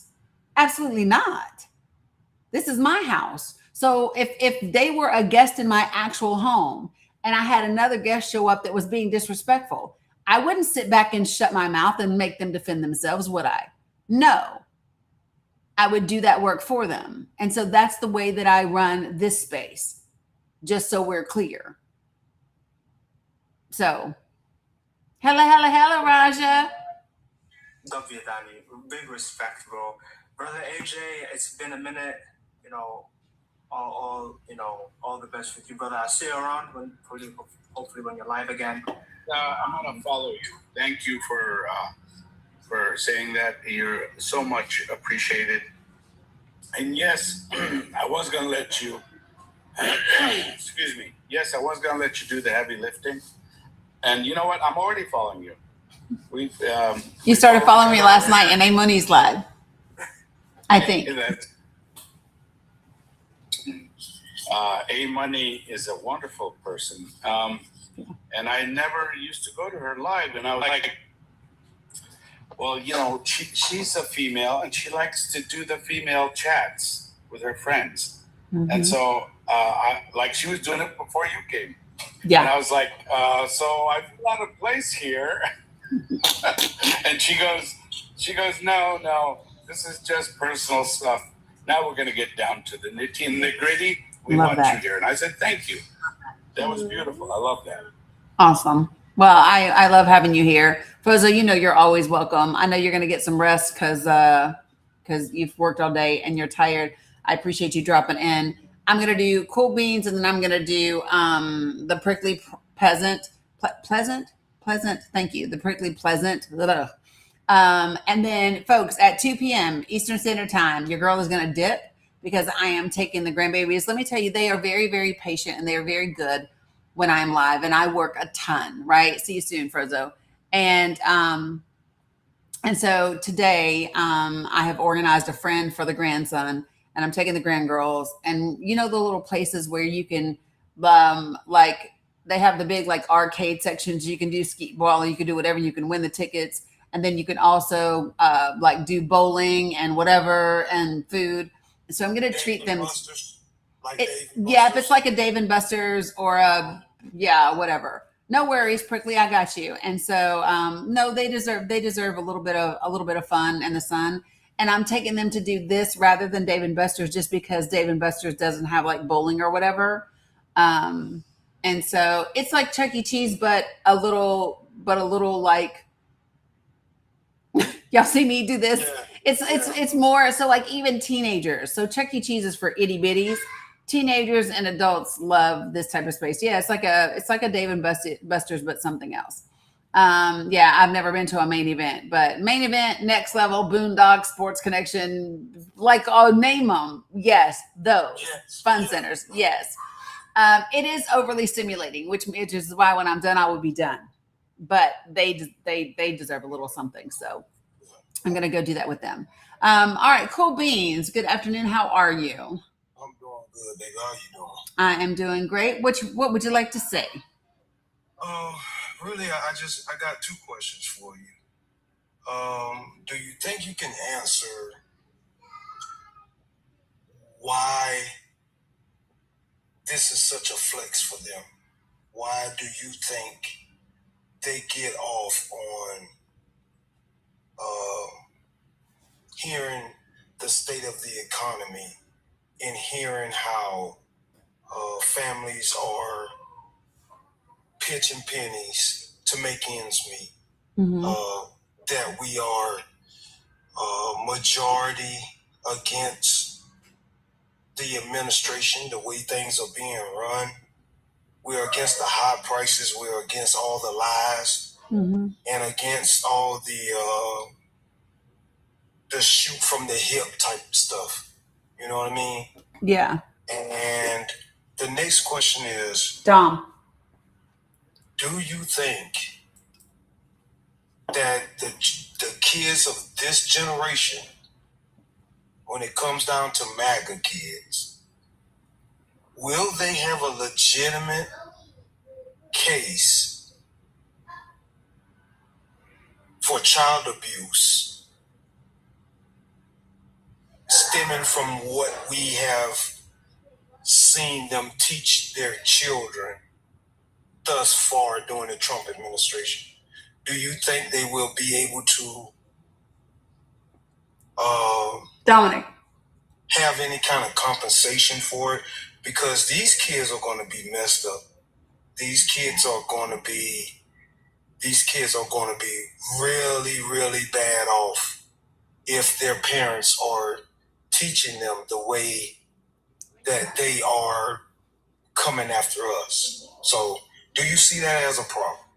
So let me start with first. I don't think that it's a flex, that the economy is in the state that it's in, that people are struggling. I don't think that that's the flex. What I think is that it is a byproduct of the agenda that they have. And the agenda that they have is focused on a particular group of people, and working class people are not part of that agenda. So the negative outcomes for everyone else is just a byproduct. And for them, that byproduct is necessary for what they desire to accomplish, right? And so the flex for them is having 60-70% of Project 2025 already implemented. The flex for them is gutting Section 2 of the Voting Rights Act of 1965. The flex for them is redistricting maps on state levels and things like that, right?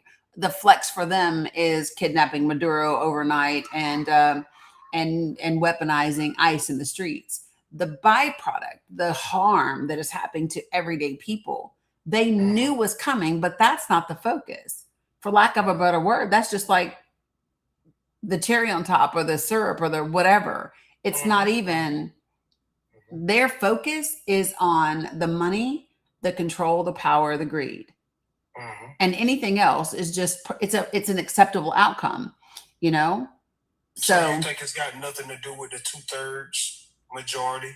You think you don't think they're trying to change the Constitution and rewrite all that? So do that 2/3. Yeah. So you're talking about having a convention of states, and the reality is they don't have the pull for a convention of states to do what they desire to do right now, and a convention of states, especially right now, could significantly backfire on them, which is why Georgia and South Carolina chose not to redistrict their state maps, because they were afraid of the backfire that can come from it. And so I don't think that they will even attempt a convention of states. If they had, so here's the thing, if they had been more successful in his first term and Joe Biden had not won, we would be in a much different place. Yeah. Right. Yeah. It took so long to get to this point. No, It took that long. Yeah. Yeah, a lot of this stuff they had already started to implement in the first administration. We are living in an hour and 15 minutes. So if you need to shower or do whatever. But yeah, so we would already, they started Schedule F in the first administration. They started a lot of other things. They just lost, right? And those things kept getting overturned. And the same thing has happened here. So while they implemented a bunch of stuff, there's a bunch of things that have already been overturned and that they've lost on, right? And that continues to happen. Justice is slow, but it does come. And so the reality is that they didn't get enough done in the shortest amount of time. And he severely fucked things up with tariffs and Iran. Thank you, baby. Those, yes, you may. So those two things have even more significantly harmed them than before, right? Yeah, no, it takes more than 34. I believe it takes to do a convention of states. I believe it's 37. I want to say, yes, baby. Maybe it's 34. Yes, baby. Okay, you have to wait 1 minute, please. Okay. Give me a convention of states is what it is, but give me a second. So here's the thing. Yeah, it has to be 34 out of 50. And there are some that have done, there are some in different stages, but listen, yeah, which is 2/3. Thanks. So listen, here's the thing, you all. I really want you all to, because they want you to be focused on those types of things instead of the more immediate things. So I want to just draw something out for you guys. I didn't get to hardly anything I had over here to talk about, which means I'm either going to have to go live later tonight or tomorrow, because I'm glad I could spark a little bit for you to go back. Yeah, I have a whole ass report that I need to go over with you guys from Elizabeth Warren. I have a whole other deal about, I need to recap the state of Tennessee. I need to talk about Gaza. I need to talk about the memo from AIPAC. I already talked about that. Yeah, so anyway. Okay, so I want to lay this out for you all really, really quickly, okay? And see if this makes sense. So Cool Beans, are you new to me? Have you ever been in here before? Yeah, once before. Once before? Okay, cool. Yeah. All right, so let me tell you what they don't want you to focus on, okay? And I want everybody to really get this. If you are not happy with the reduction in federal funding for SNAP benefits, for Medicaid, if you are upset or not happy with the expiration of the premium tax subsidies, if you are not happy with the removal of funding from the Department of Education and having it being put into the Department of Labor, if you are not happy with the $75 million that they gave to ICE just 1 year ago, please put a 1 in the chat for me. If that is something that you are not happy about, put a 1 in the chat for me. This part's important. So the reason why I asked that question is, and if you are a regular follower of mine, you don't get to answer this question. For everybody else, what is the mechanism that the Republican Party used to do all of those things that I just mentioned that you're not happy about? What's the mechanism that they used 1 year ago to do all of the things that I just named? It seems like they used shutting down the government. Nope. And oh, really? Nope. It was something different. Yep. So shutting down the government was a byproduct. Yep. But what's the big beautiful bill? Yes, Lanny, budget reconciliation. So budget reconciliation is a specific type of legislation. Okay. And budget reconciliation doesn't have to meet the same type of standards as like your regular bills. You can use budget reconciliation to adjust funding for programs without going through the regular appropriations process. So what does that mean? Okay. How were they able to do the one big beautiful bill last year? How were they able to do budget reconciliation? Because they had a majority in the House and in the Senate, and not a large majority, not 2/3 of Congress. They just needed a majority, right? Dominic, tell your mom I'm wrapping up my live. So guess what that means? That means that if people in the United States of America get up off their ass, have real conversations about the issues, which the issues are, I call it HEHE, guys, HEHE, healthcare, education, housing, economic mobility. If we focus our conversation around those 4 things, we will end up with a progressive majority in the House and in the Senate in just 4 months. And when we do that, that means in 1 year, we can use budget reconciliation to undo all of the things that you just told me you're not happy with. So what if I told you that by simply organizing, mobilizing, having meaningful conversations and building connection over the next 4 months, you could undo all of those things in just 1 year? It won't be veto, Joe. It won't be veto, Joe. Go ahead, Cool Beans. So you don't see a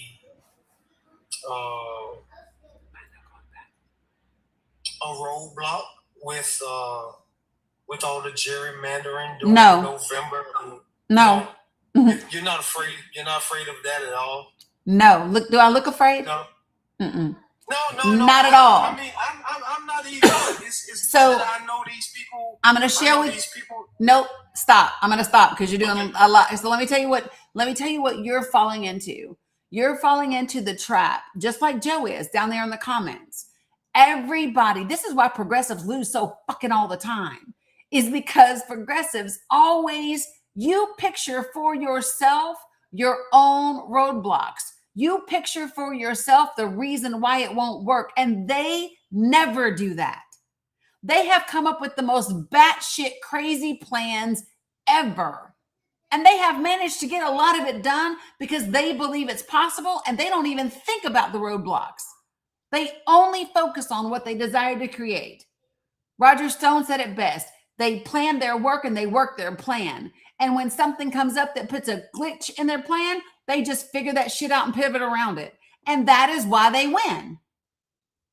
Stop thinking about what the negative is. Stop thinking about the roadblock. Stop thinking about the whatever. Focus on what you desire to create, because that is what they do. And that is why they win. Every damn time, y'all. He will not veto a bill. Do you understand? So let me just be clear. Joe, you hold on 1 second, Cool Beans. Joe, you asked me why wouldn't the president veto it? I'm going to tell you why. Because after the Republican Party loses the House and the Senate in midterms, right? There is absolutely zero chance in hell the Republican Party can afford to risk vetoing, giving money and programs back to the American people. They would not survive it as a party. And they damn sure wouldn't veto it 1 year before the 2028 presidential election. That's number one. Okay? That's number one. Number two, how many of you would like to see a measure of government accountability? Put a 1 in the chat if you would like to see some government accountability. Holding people responsible. Because let me share with you what else happens come next year. So come next year, when you have a progressive majority in the House and in the Senate, the very next thing that you do while those folks do budget reconciliation and they put the money back into those programs, guess what they do next? They impeach and remove Todd Blanche. They do the same thing to Pete Hegseth. They do the same thing to RFK Jr. They do the same thing to Dr. Oz. They do the same thing to Linda McMahon. And the thing is, there's enough evidence for every single one of them to justify it. And because you have a Democratic majority in the Senate, right, there ain't shit they can do about it. So that is, and at the same time, let me tell you what else is continuing to happen in 2027. In 2027, the other thing that is happening at the same time is you are finding, building, and supporting progressive candidates to challenge the establishment Democrats.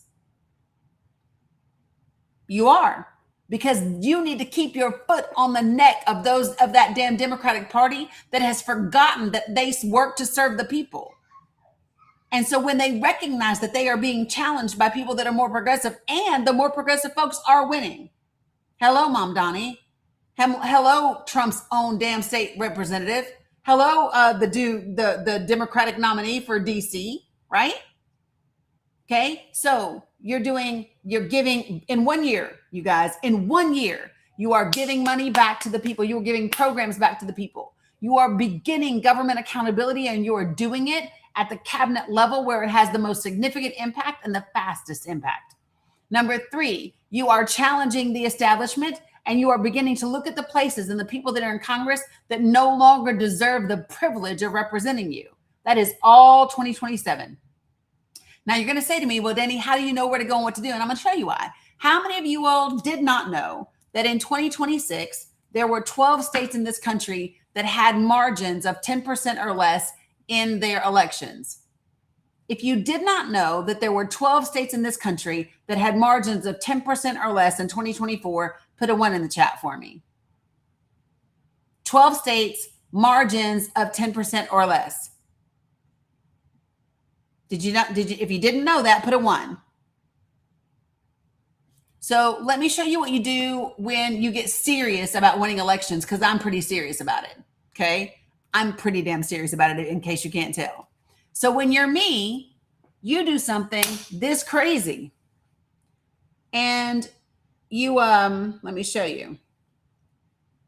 Then you take and you do election data for all 12 of those states. This is my spreadsheet for Michigan, Wisconsin, Virginia, Jersey, Georgia, Pennsylvania, North Carolina, Minnesota, Arizona, New Hampshire, New Mexico. And then I don't just look at the 2024 election. I looked at those states and every election for the last 5 years. And I look at every county in every one of these states. And I find the counties that consistently have margins of 10% or less for the majority of the last 5 years. And then it gives me a plan, right? And so here's what that looks like in terms of Michigan. In Michigan, it looks like Dems lost by 80,000 votes. These 16 counties had margins of 10% or less for the majority of the last 5 years, right? Out of these 16 counties, 47,000 people voted third party. That is 59% of this deficit. And out of these 16 counties, 1.1 million people were registered to vote, and they didn't even bother to vote.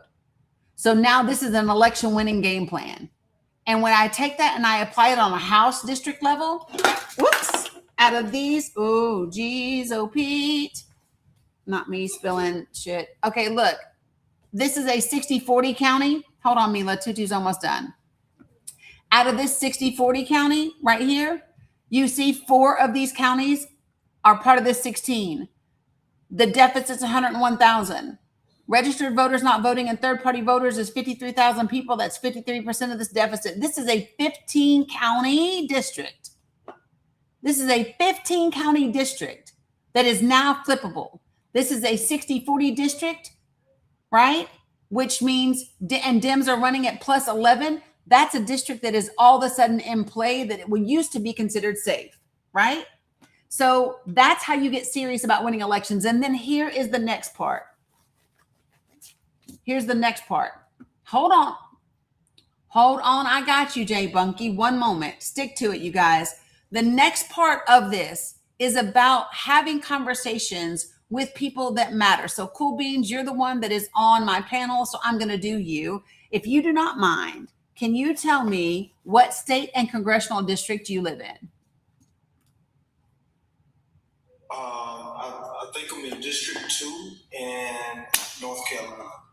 Okay, so let me show you North Carolina. So this is my Google Drive.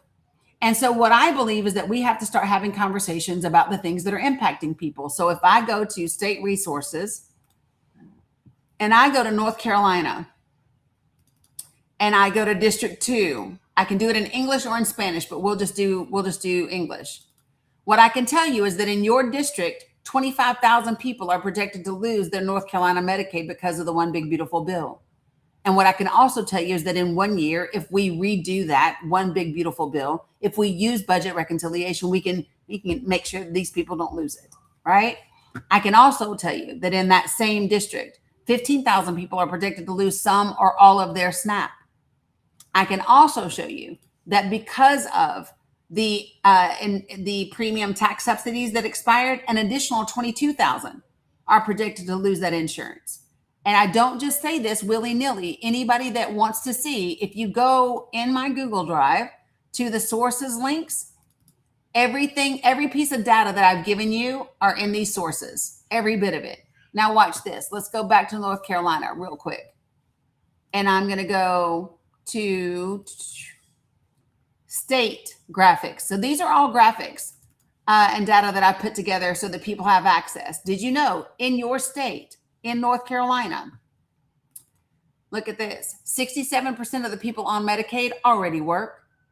The lie that they've been telling you that people are just sitting on Medicaid, not doing shit, and if they just get a job, they'd be okay is bullshit. The majority of them already work, right?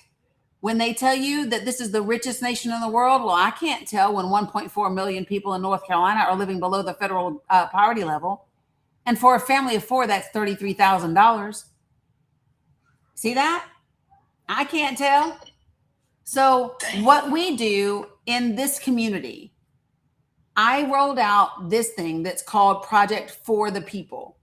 And I did it because I would be on this app and I would be on Facebook and I would be on YouTube and everybody would say, Dani, what can we do? What can we do? What can we do? What can we do? We hate what's happening. I see you, Scotty, but what can we do? And I didn't see an answer coming from the Democratic Party. And I didn't see the answer coming from progressives or the Green Party or I didn't see an answer.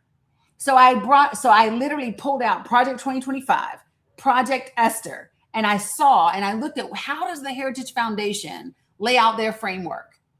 They set goals. They set timelines. They provide easy to do resources. Do y'all think it's a coincidence that people come into this damn live and say the same talking points? No, it's not. They have fucking signal chats where they talk about what to tell each other. Elon Musk's baby mama is going around telling everybody about their damn collaboration. So why aren't we doing the same? Because we can, right?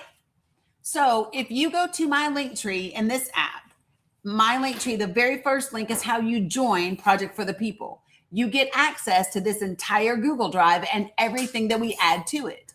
You also get the link for our meeting. We meet every other Thursday at 8 p.m. Eastern Standard Time. We role play how to have conversations. We go over new graphics. Our 2 new sets of graphics are on data centers and on housing, right? That's our 2 new things because we want to talk about the issues. there's more to this, but I'm limited on time. I've got the sample legislation. So did you know that the state of Hawaii passed legislation? It is now law that limits the powers of artificial persons. In other words, corporations cannot put dark money, super PAC money, into the elections in Hawaii anymore. They passed a law. So what I did was I put that law in this Google Drive so that you can download it. And then I gave you a sample petition where you can collect 100 signatures. And then I created a database that, look this, I'll just show you. These are the people. So all of my folks can actually click this link and they can find other people that are in their county with them. So now they're not doing it by themselves. So if I go to North Carolina, cool beans, you can see whoever might be in your same county. You can see their first name and you can see their email address, and all of a sudden you all can collaborate together. And then you guys can get 100 signatures each. And then you can send them to your state legislature. And then you can copy the media on them. And all of a sudden, because in North Carolina, I've got people in 35 counties in your state. 35 counties in North Carolina. North Carolina only has 100 counties. We have only been doing this for 3.5 months, guys. And in 3.5 months, we are in approximately 500 counties in the country and in 48 states. There's only 3,100 counties in the whole fucking country. Yeah, that's the work that we need. That's the kind of work we need. So this is what we do in this space. And we do it for a reason, because I'm not on this app to debate. I'm not doing no debate me, bro, prove me wrong. Why do you still support Trump? Because none of that shit is changing our reality. But telling people this information will change our reality.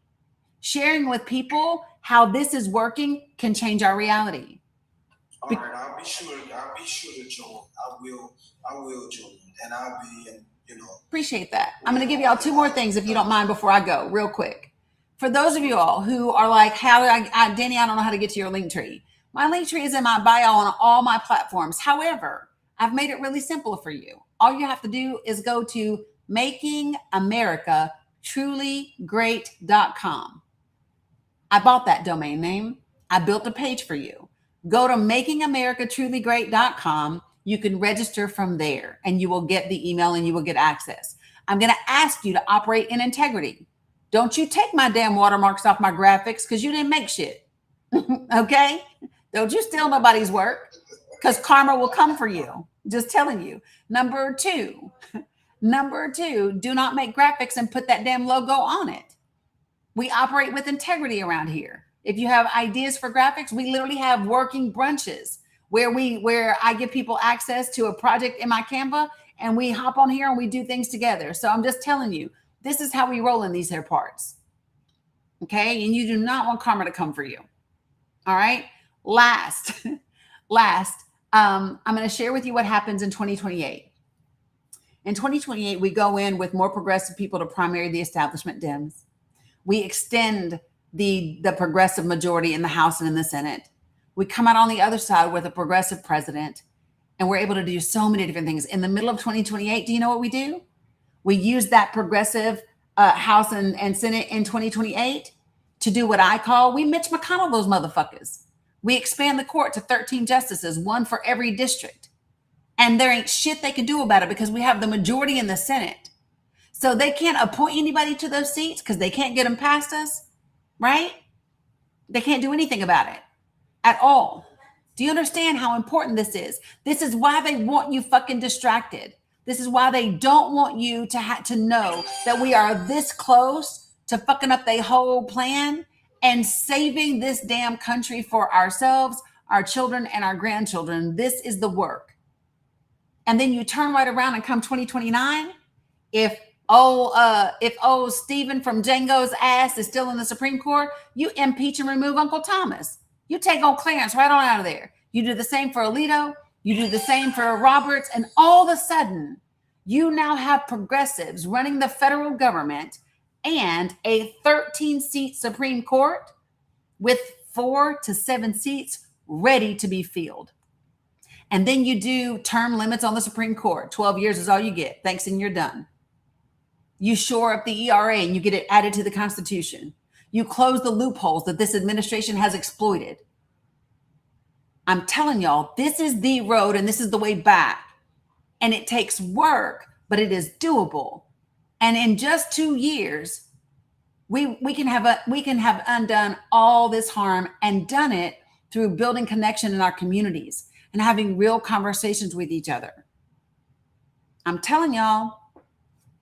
So anyway, for those good stuff. Absolutely good stuff. appreciate you. I know, Scotty. So listen, I appreciate you all. Cool beans. I appreciate that question.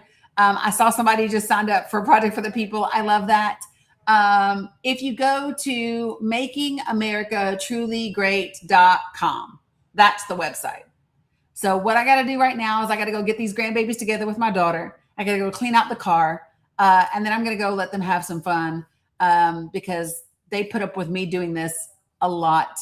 And when I'm not on here doing this, I'm building all of the graphics and doing all the data and all of the things that you see behind the scenes. So they put a lot aside for me to do the work. And so I want to treat them to a fun day. All right. Thank you, Dani, for having me. It's been an honor. Anytime, AJ's. Anytime. All right. Appreciate you guys. And get back to us safe, all right? Say it again, Cool Beans. I said, make it back to us safe. Oh, always. You best believe it. I'm surrounded. I'm good. All right. I love you. Mean it. I will see you guys. If I'm not back tonight, I will definitely be back tomorrow. Appreciate you very much. Love you. Mean it. And I will see you all later. Okay. Bye. Woo. The girls said they want to wear what they're wearing. Oh, they're already changed.